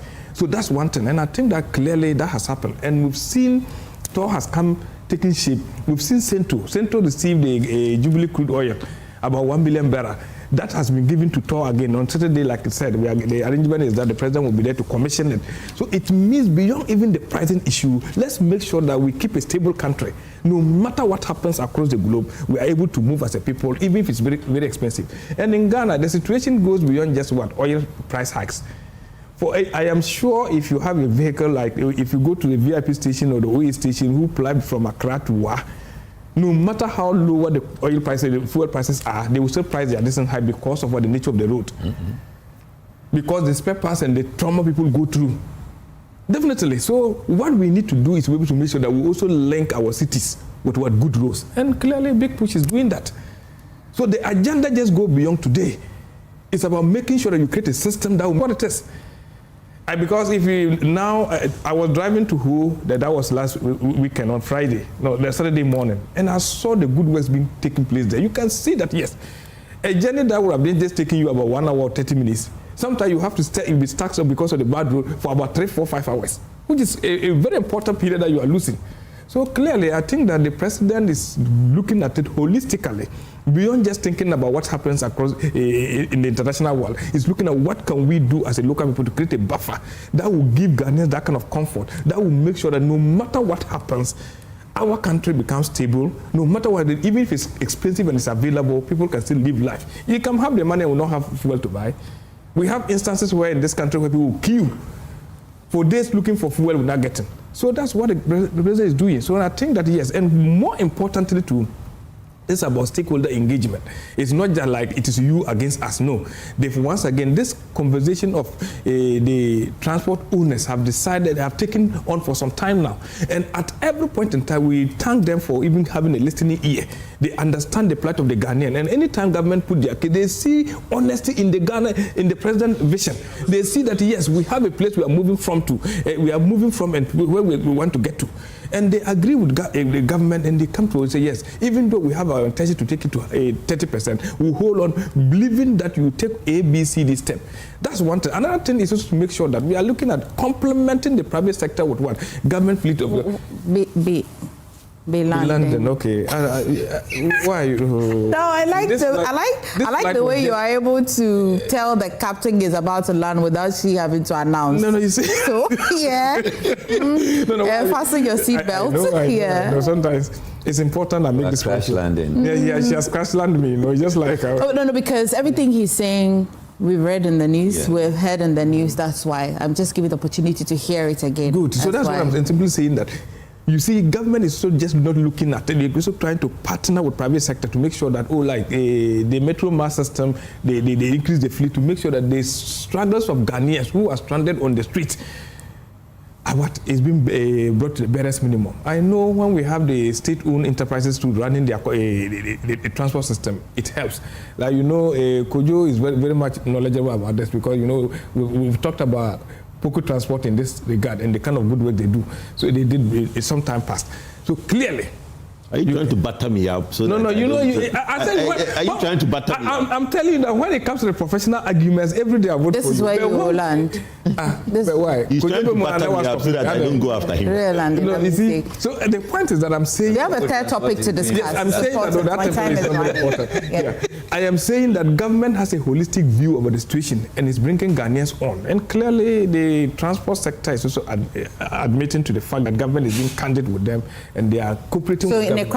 I want to tell the Ghanaian people at 12 o'clock today that the Ghana government will not allow or will try to talk to GPRTU and transport Ghana government operators. Is not asking GPRTU, they are collaborating with GPRTU to understand. They will collaborate. Yeah, they are collaborating. So that the price will not increase. Yes, that's my area of concern. The minister is not loud, but he's doing something. Yeah. That's all I'm concerned about. When you proffer do you understand? Do you understand? I just want the simple message. I know what you want to tell Ghanaians, but I want to tell Ghanaians beyond what you want to tell them. No, my job is to tell them. But you brought me here to come and tell them. Kojo? Yes. Have I landed? Yeah. So let's just say that. See, the sad thing is that anytime we sit in Accra, and these things keep happening over and over, where now is beginning to look like for propaganda issues. People will talk about, oh, we are doing well. Big push is doing this. Have you seen what are we talking about? Our transport and roads. That's what he added. Transport and roads. Have you heard the big push, Sandema issue? Have you heard about that issue? Where the minister said doing Sandema, and then the cameras went there and there is no construction on the Sandema. No. The cameras are there. I'm watching the video now. We can play it for everybody to see. You believe those guys? Oh, but in the Sandema Road, the cameras are there. There's nothing going on. You are telling me the TV3, your sister, one of the stations put asphalt and all those things, Photoshop it. Okay, the people I'm are there. Bro, I am watching the video. As I speak to you, I'm watching. Maybe I'll say the video. The Sandema road is not being done. The Sandema road is not being done. Look, let's move. You know the reason I have to bring this up, Emefa. You know, when people start doing things, yes, the beauty of a pudding is in the eating, not the looking and admiration. You have to taste the pudding to admire if the pudding is nice or not. The minute they finish the pudding, they start announcing that it's sweet. You've not tasted it. Ghanaians have not seen what they've done. It's just when people say they are doing well. They've started trying to do something, right? We've not seen the end of what. You see, everybody can announce everything. Look, do you know for a time, me, Kojo, I said that the finance minister should stop that rhyme that he does in parliament. All finance ministers will go and start. And in every budget, there are these roads that repeat in every budget, and those roads never get done. What's the point? We keep telling people things we will do. We don't do them. You are telling people you are doing roads you are not doing. You tell people you do something in your budget, you didn't do 30 billion of it. Today, the most important thing is not to talk about roads you are doing. Talk about how you are going to help the Ghanaian because fuel prices are high. You see, God being so great, everything that he visited on the MPP, he visited on the NDC. And we are dealing with it very well. You understand? Because when this issue of high prices came up and we said that it was international shocks, Russia, Ukraine, hey, no, you can't talk Russia, Ukraine. As if there will be no other wars in this world. Today, we have Iran, US, Israel. They are suffering. And they keep saying that, oh, international. Are the bombs in Ghana? Why are you not able to solve the problem? That's what they said. The bombs are not in Ghana. You see, my brother, let's let Ghana be Ghana. Okay. We would all work. Like I told you, I saw you earlier. Yeah. I came to TOR. Yeah. I applaud the management of TOR and the good initiatives they started. You understand? That, for me, is the candid opinion of what they are trying to do. But you see, the end justifies the means. I know the problems of TOR because I have been a front row seat of it for 8 years. So when somebody starts something, yes, he's doing something different from what was being done before. Yeah. So you applaud him. But you don't know what happens tomorrow because there's always what's the word? The said the current government, you know, No, the Kwakwara said current government, you know, they should hasten slowly. Okay. They should stop trying to give themselves all the funds because it's the end. No, you are that the one giving that matters, not what they've started. Because a lot of the things they've started, they can't complete. Okay. Of course, can you complete Accra Kumasi Road? You've gone to put the 1.7 billion in the Bank of Ghana. Can you complete it in 2 years? Let's attempt to deal with the third matter. So by now, most of you know that Article 66 Clause 2 of the 1990 Constitution imposes a very strict restriction on how many terms a president can serve in this country. However, a citizen in this country is also exercising his rights under Article 2 of the same Constitution and going to the Supreme Court to seek some clarity on that, an interpretation. While that remains just an interpretation seeking as of now, it's come into the public domain as to whether it is introducing or trying to cushion or, ice our minds to the point where President Mahama can want to have an appetite for a third term.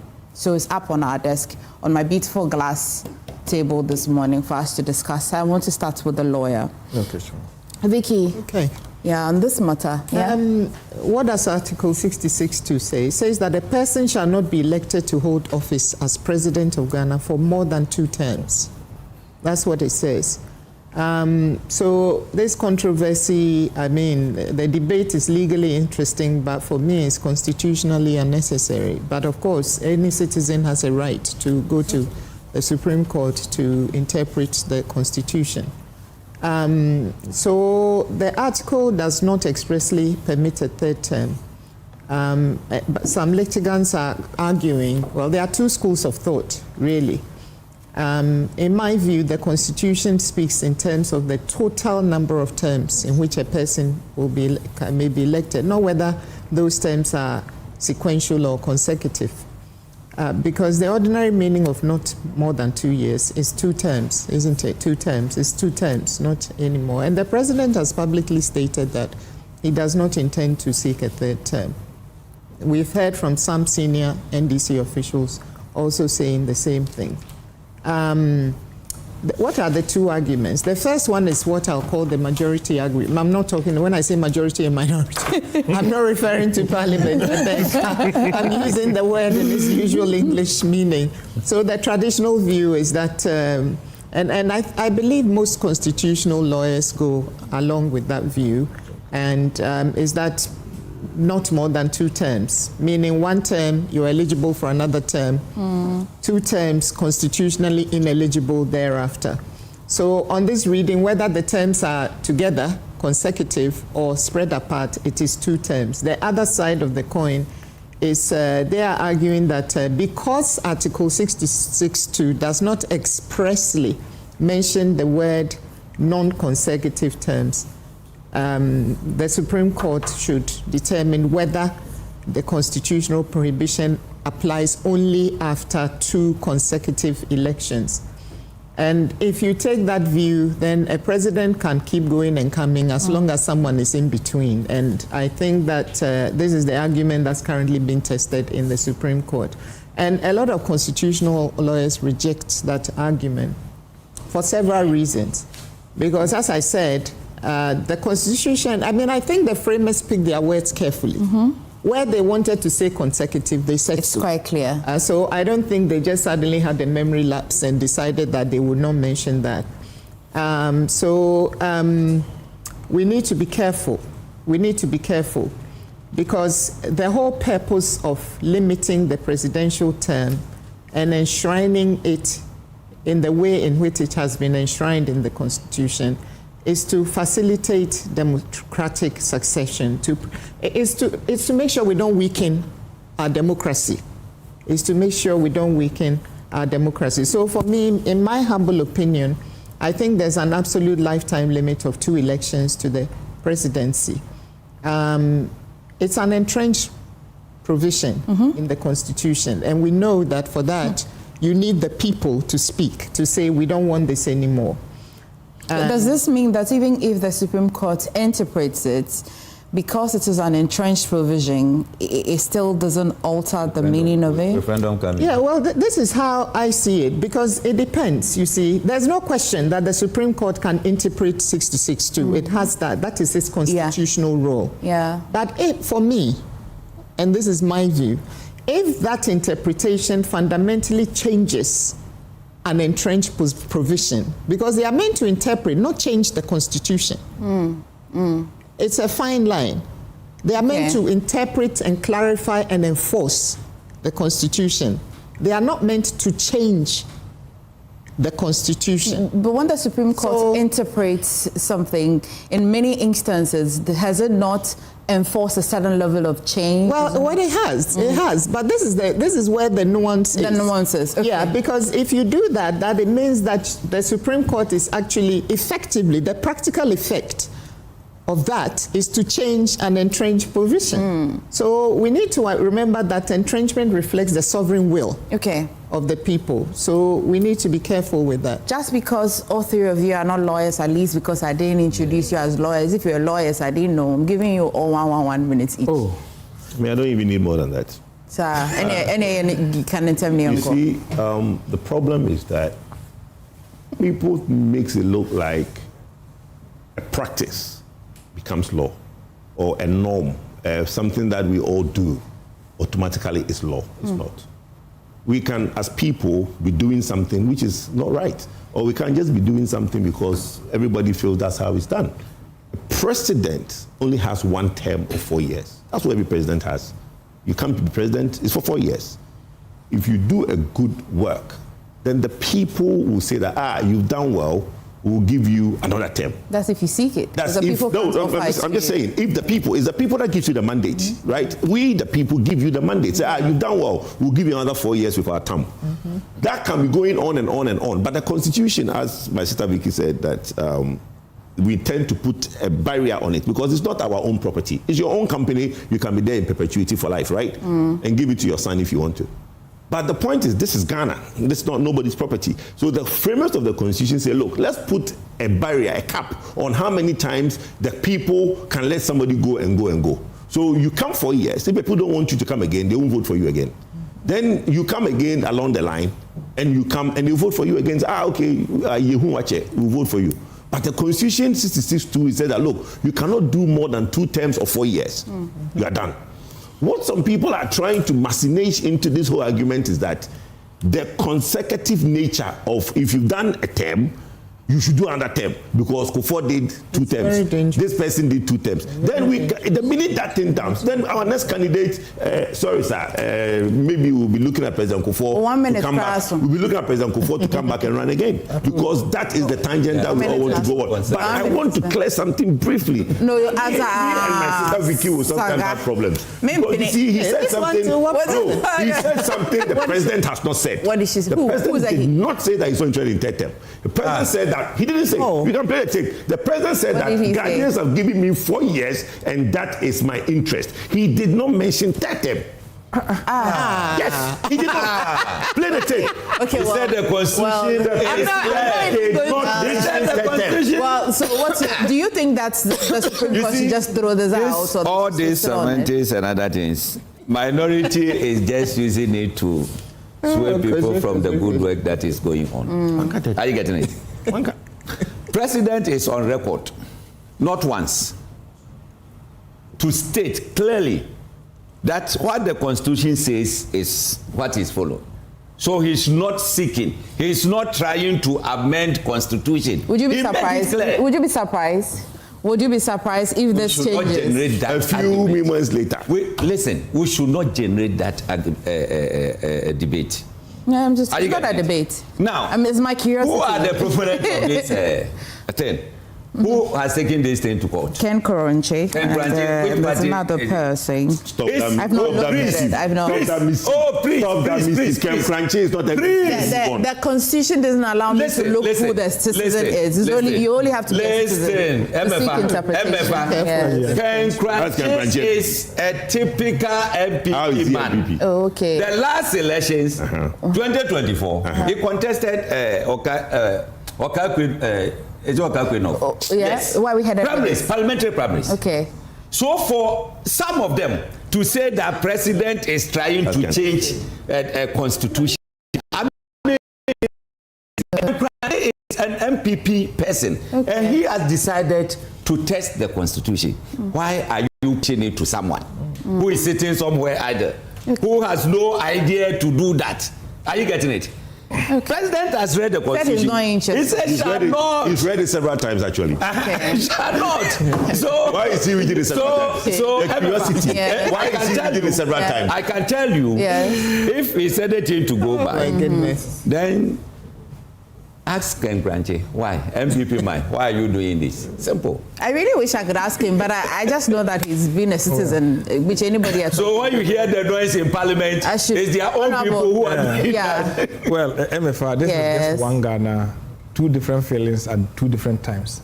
How can say this in another way? One Ghana, 2 different feelings at 2 different times. Let me repeat that. Some time passed. Ghanaians were tired of somebody, they wanted him out quickly. Today, Ghanaians are more satisfied with somebody think that continuity is important. Kojo, do you understand? Ghanaians are more satisfied with somebody. They want continuity to. That's the Ghanaian speculations taking place. To the extent that researches were done, and Ghanaians are proving it. But the truth of the matter, the person research who said no. Musa Dankwa. Musa Dankwa. You read that. The Musa Dankwa that day. You read that. Finished the program. So I think that it's very important. I think Victoria has said it all. I think that if you read the gamut of what Article 66, clearly even clause 1 defines what the term is, and then subsequent clause 2 indicates it. if any other person think that it's not clear, for me, I think that the president indicated it a number of times. If it's not clear, would you like that president? If this interpretation favors any president, would you like that he would seek again? We want good for them. Okay. We want Kikwete is on record to say that. No. All right. I am just saying that. I am just saying that. The Constitution still provides, as per Article 130. If you think that it's a question of law, take it for interpretation. And I want to agree with the head that interpretation doesn't mean that change the fundamentals of the law that we have. But the conversation that I know has been on, even at the point President John Akufo was exiting, was that to them they think that having experience of it, they think the 4-year tenure can be increased to 5 years. I think that was the conversation. But now I don't know where the fear is coming from. And people are just speculating and saying things. Kojo saying that having read a lot about it means that there's curiosity. Okay. Vicky has a final word and then we'll wrap. That for there to be legitimacy, even if the Supreme Court interprets it as 2 consecutive terms, I believe a referendum should be held to ensure that it reflects the will of the people of Ghana. Yeah. Because these are entrenched provisions. The whole of Article 8 is entrenched. Ladies and gentlemen, the AM News Review is sponsored by Syntex Pipes and Pegasus Publishing. It's been a pleasure with my wonderful Kojo, Vicky, Hobson, and Honorable Bactalia. Thank you so much for joining us. I have an important announcement. He said Bahama. What? He said it. What's Bahama? Please stay for a very important conversation from my alma mater, GIMPA. They come in to give you the good reasons why if you want to further your education, you should choose GIMPA. Please stay.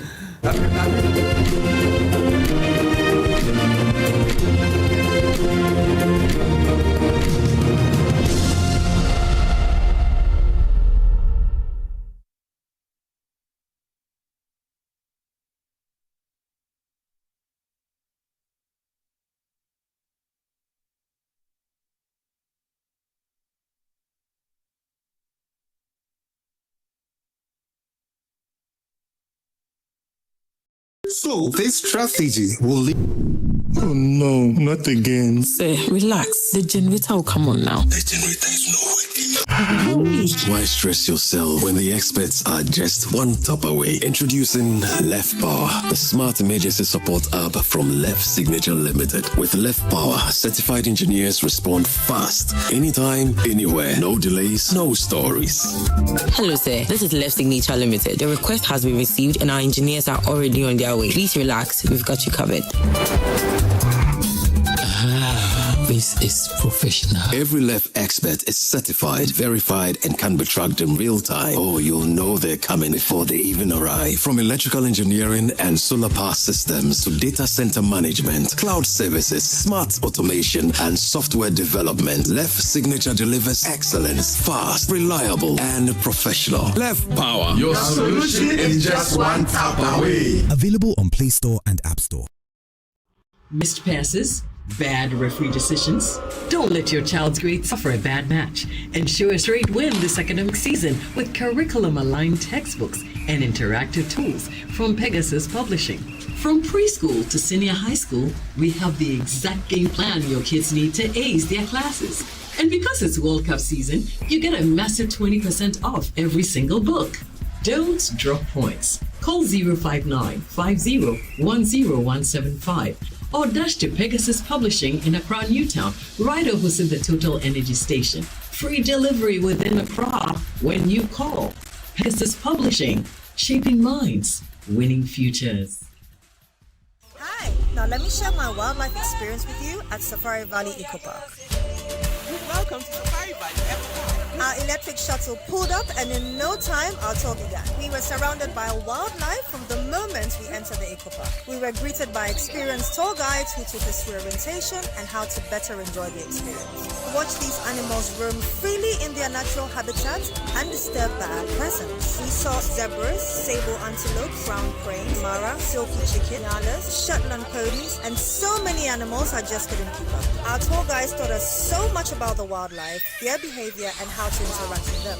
I even fed them. We also went fishing on a man-made canal. Then we took a break to have lunch in this serene environment. All this amazing experience for this price for adults? This price for teenagers. It's a bargain.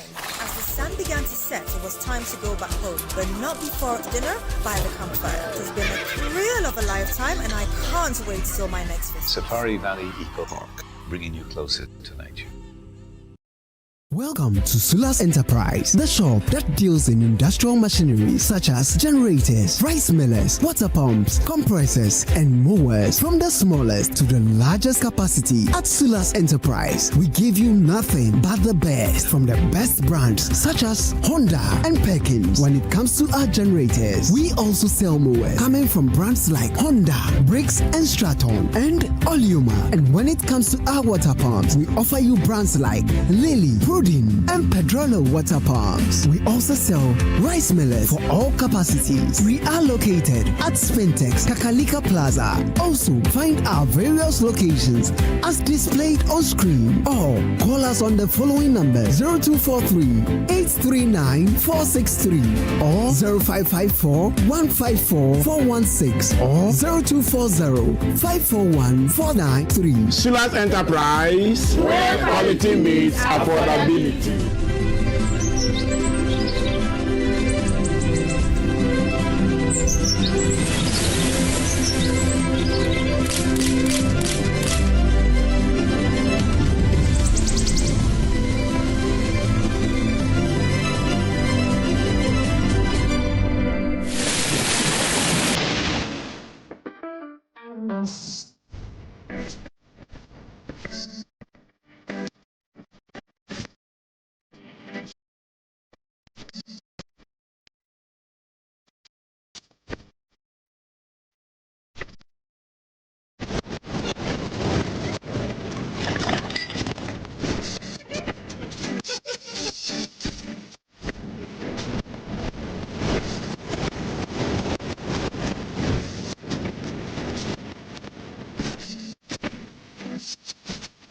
Only has one job: to keep up with you. But when your camera freezes, your messages arrives late, your video calls keeps breaking, and your battery gives up even before the day begins. Maybe your phone is trying to tell you something. Maybe it's time to get something better. Purchase the phone that keeps up with you during CompuGhana's Mobile Prime Week, the biggest mobile phone festival where top brands meet best prices. From the 27th of July to the 9th of August, enjoy exciting discounts on smartphones from Samsung, Tecno, Infinix, Itel, Vivo, Xiaomi, Huawei, Hotwave, and Doji, plus amazing gifts. CompuGhana has the right choice for you. Visit any CompuGhana showroom or shop online at CompuGhana.com. Call us on 0302-752020 or WhatsApp us on 0243-143-143. Mobile Prime Week, the biggest mobile phones festival. Top brands, best prices. CompuGhana, passion for technology.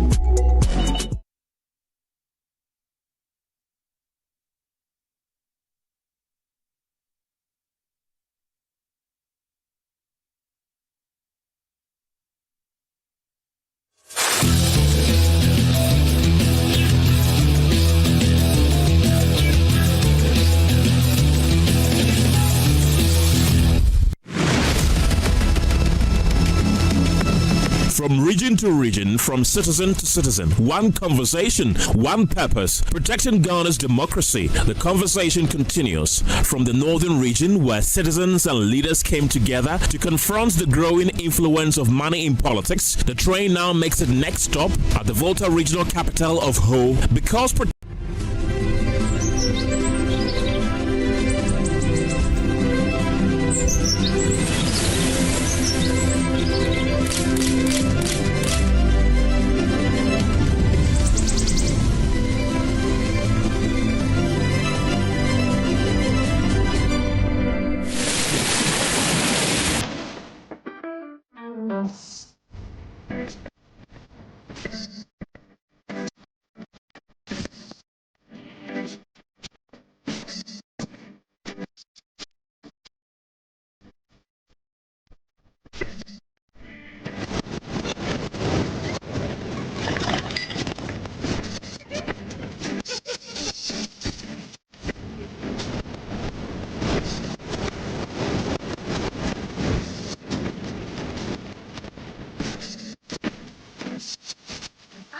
Now let me share my wildlife experience with you at Safari Valley Eco Park. Welcome to Safari Valley Eco Park. Our electric shuttle pulled up, and in no time, our tour began. We were surrounded by wildlife from the moment we entered the eco park. We were greeted by experienced tour guides who took us through orientation and how to better enjoy the experience. Watch these animals roam freely in their natural habitat undisturbed by our presence. We saw zebras, sable antelope, brown crane, mara, silky chicken, nyalas, Shetland ponies, and so many animals I just couldn't keep up. Our tour guides taught us so much about the wildlife, their behavior, and how to interact with them. I even fed them. We also went fishing on a man-made canal. Then we took a break to have lunch in this serene environment. All this amazing experience for this price for adults, this price for teenagers. It's a bargain. As the sun began to set, it was time to go back home, but not before dinner by the campfire. It has been a thrill of a lifetime, and I can't wait till my next visit. Safari Valley Eco Park, bringing you closer to nature. Upgrade your print game with Konica Minolta, proudly powered by SkySat Technologies. From all-in-one machines that print, scan, and copy to professional systems and heavy-duty production machines, we deliver unmatched performance. Right now, SkySat has an unbeatable offer. 1 entire year of free servicing on all Konica Minolta machines.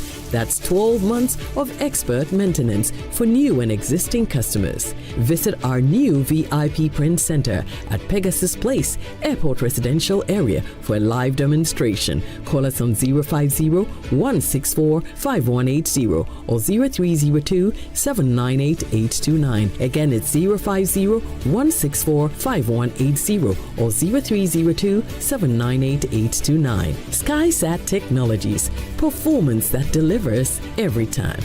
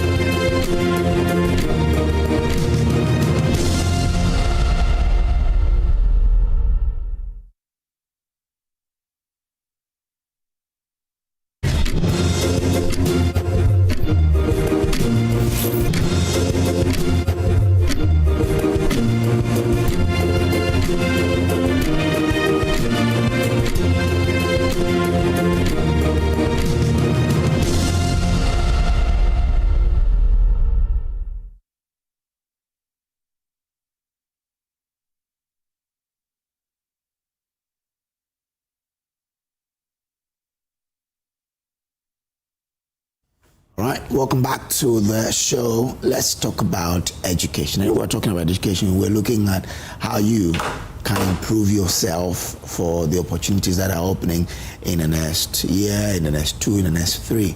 But if you want to upgrade your skills, knowledge, where do you have to do it? Well, I've been joined in the studio by people from GIMPA. Patricia Dye Hasford is an administrator. Dr. Frank Bano, he was here on Monday with us on the table. He's a lecturer at GIMPA and director of IERPP. Good morning to you, ladies and gentlemen. Good morning to you. Thanks for coming back. Thanks for coming again. Thank you. Okay.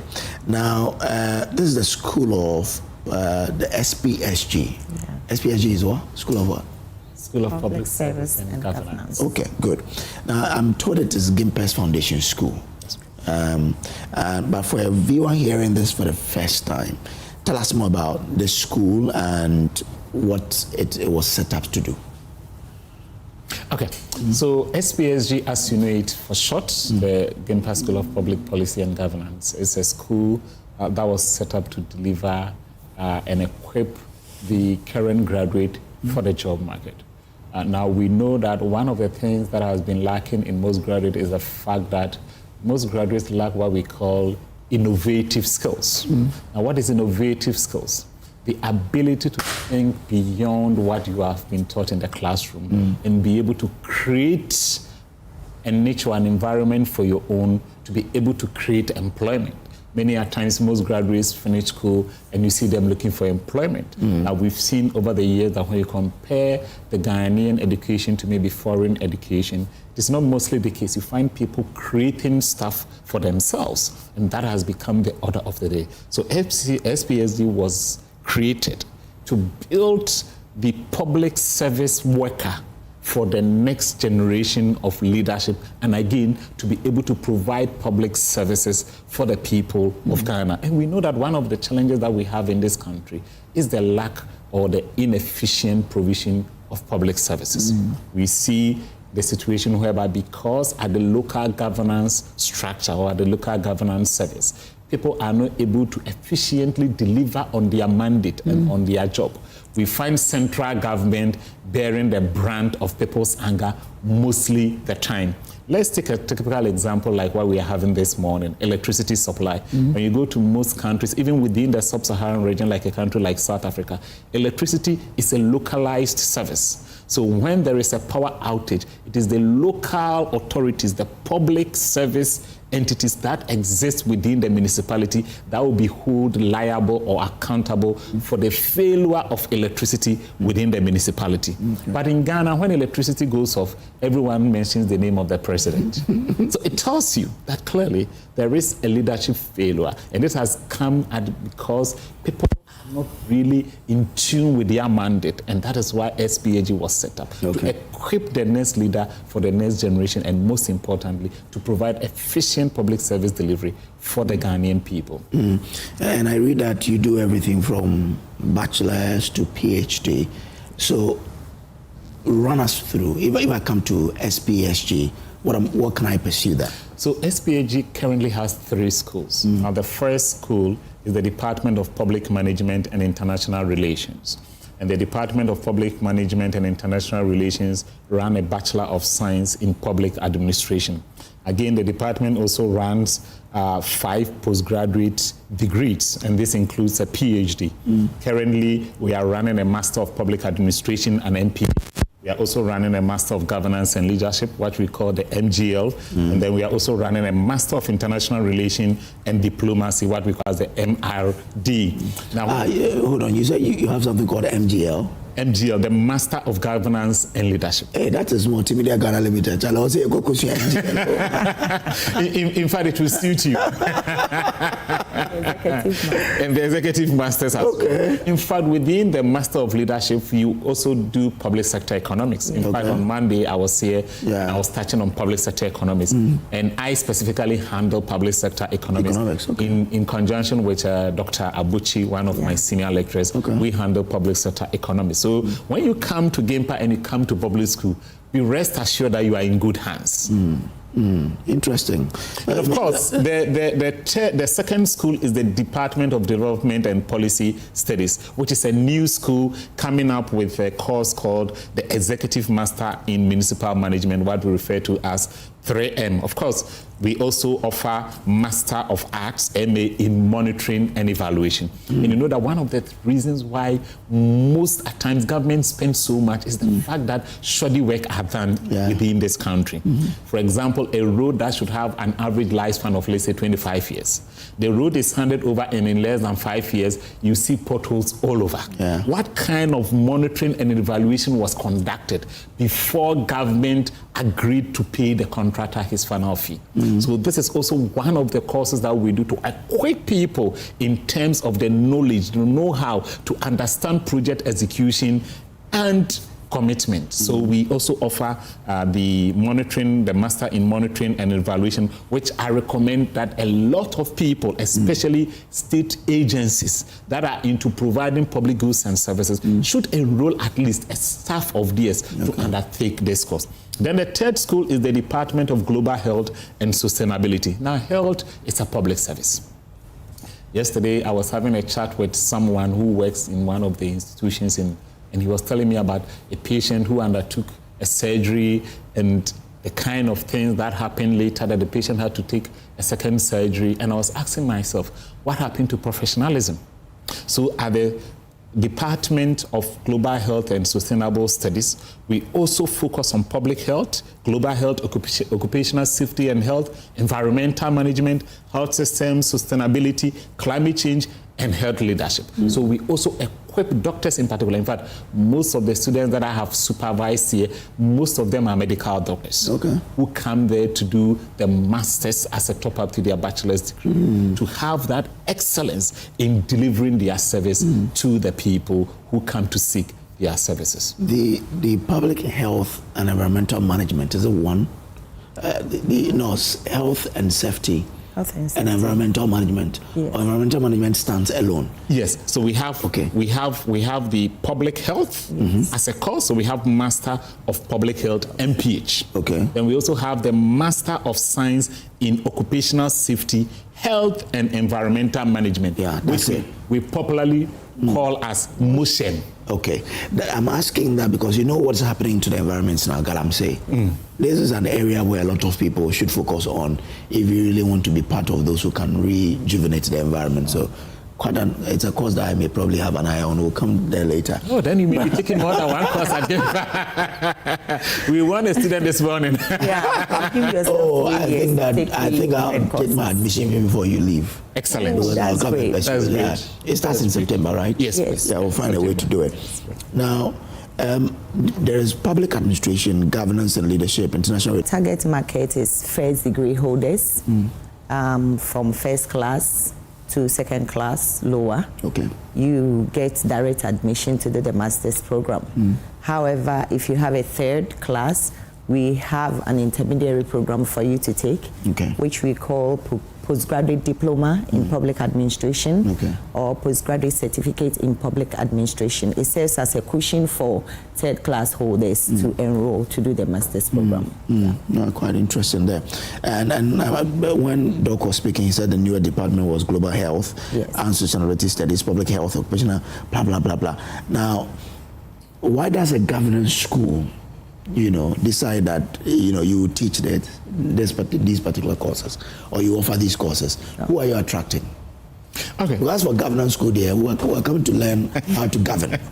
But now public health in Aberdeen. So you see, the school is a school of public service and governance. Okay. Public service. And when I was speaking initially, I made mention of the fact that we seek to equip the next leaders in public service delivery with excellence. The quality delivery of public service. You and I agree that when we visit our hospitals, the spectacle is not what we see when those of us who have had the opportunity to leave the shores of Ghana and we experience. It is not just about the people being present and administering, but it's about the quality of delivery, service. The service, the quality of service. And we see that sometimes you feel that there is something amiss as far as the service delivery is concerned. I mean, when you go outside there, whereby people are actually supposed to even book appointments before they see their GP. You see that there is an order.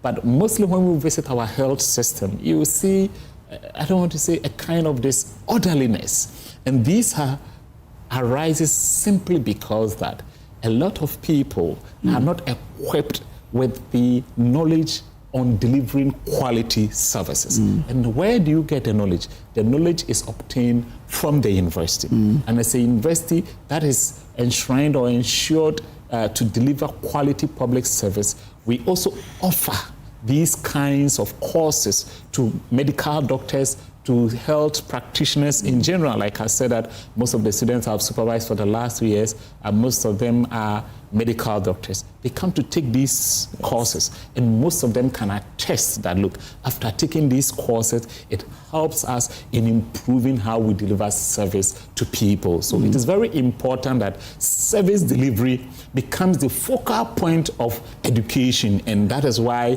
the School of Public Public Service have taken upon itself to offer these courses, which are not going into the medicinal aspect, but in terms of the quality delivery of the service. That is where the focus is on. So that is why the school offers such an important program. Okay.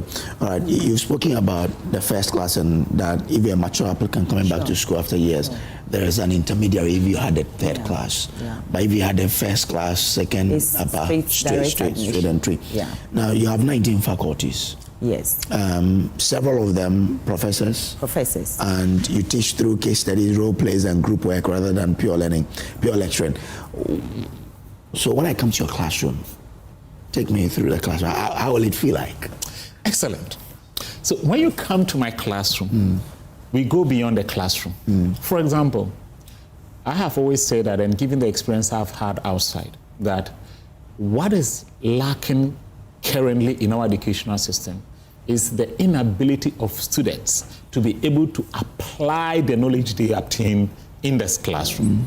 So in most instances, if you should find yourself in my classroom, and I keep telling my students all the time, typically in my classroom, I teach theory and I relate it to real-world solutions. So when you come to my classroom, you will get the knowledge and you also get how and where that knowledge can be applied. Now, when you go to most European universities currently, most of them are not even taking sit-down exams. What they are doing is oral examination. Now, what is this oral examination? I have taught you public goods and services. I've taught you why governments exist. What is the relevance in today's Ghana? How can you use it to improve quality service delivery? So when you come to GIMPA, we go beyond the classroom. We teach you how you can apply the knowledge that you have obtained to real-world, solving real-world solutions. So currently at GIMPA, we have faculty which are not only faculty that have just come from the university, but we have faculty that have industry experience. For example, I can name a plethora of them. For example, Dr. Nana Atwata, Engineer Nana Atwata, is a lecturer at GIMPA at SPSG. And he is the former head of local government service. So it is not only the theory that you are coming to learn. These are people with over 30, 40 years industry experience. We have Professor Malco, we have Dr. Tando, we have a host of them. Professor Pierdu and the likes. Professor Jenfi. I admire GIMPA anyway. And you have Dr. Bano. I like GIMPA. I love it. So I'm sure there are people like me out there who are listening to you and are interested to come. But let's talk about your alumnus. Who can you name to show that for me to know what kind of training or what people who have gone through SPG training showcase out there to encourage me? I've been encouraged already, but there's someone out there who wants it. So you see, your first show ended not long ago. Then I was there, and then I was talking. We were having a chat on GIMPA. Then Emefa whispered to me, "Oh, I'm a proud graduate of GIMPA." So Emefa, who just hosted the morning political show, Emefa Adeti. Yes. It's a proud alumnus of GIMPA. We can also talk about the current deputy majority leader. I think it's Honorable Bezra or something. Deputy majority leader. Maybe he's a ranking. Member. For who? Honorable Bezra. Is a proud alumnus of GIMPA. He also so he's the chairman for the Energy Committee. Yes. He is the chairman for the Energy Committee. He is an alumni of GIMPA. And then we can also talk about even Lexus Bill in this your house. Attended GIMPA. I'm told the Speaker of Parliament also did. Did attend GIMPA, Honorable John Dumelo, he is the Deputy Minister of Agric. He also attended GIMPA. You have some products. Becca the musician, So we can also talk about, in recent times we saw, I think on Saturday, on Friday or Saturday, if I'm right, we saw this man, what is his name? I think he graduated with law. I've forgotten his name. I love Samini. Samini GIMPA. Stoneboy, I'm told. Stoneboy GIMPA, yes. The former second lady.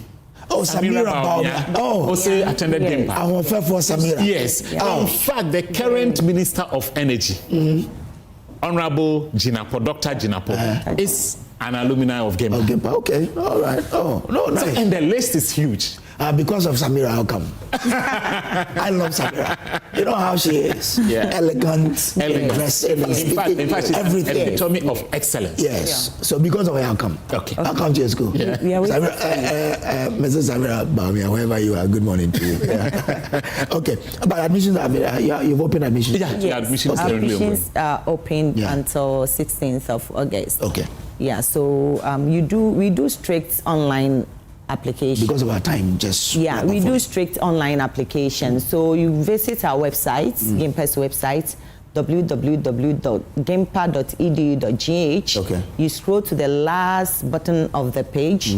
You click Apply Today. It takes you to the next page where you click on a link to get to the admission portal. Okay. Yeah, it's self-servicing. Okay. Yeah. So let me add this because of time. Now, the master's programs at SPSG is very flexible. Okay. We have evening lectures and weekend lectures. Okay. So you, the student, you look at your own working environment and then you choose the period that suits you. Okay. So we have the evening lectures starting from 6 p.m. to 9 p.m. Okay. And then we have the weekend lectures which start from Friday 6 to 9. And then we have Saturday from 8 to 5 p.m. Okay. So you decide where it fits you and then you can enroll and decide. Right. And it's also very flexible. You can switch if there need be. Okay. So GIMPA is welcoming all Ghanaian students. Dr. Frank Bano is lecturer international at students GIMPA. as well. Okay, and director at IERPP, Patricia Adai Asford, is the administrator. Well, thank you very much for coming. Thank you I wish you all the best. You have a student here. Sure. Well, we'll end the show here. Up next on the channel is News Desk. Good morning.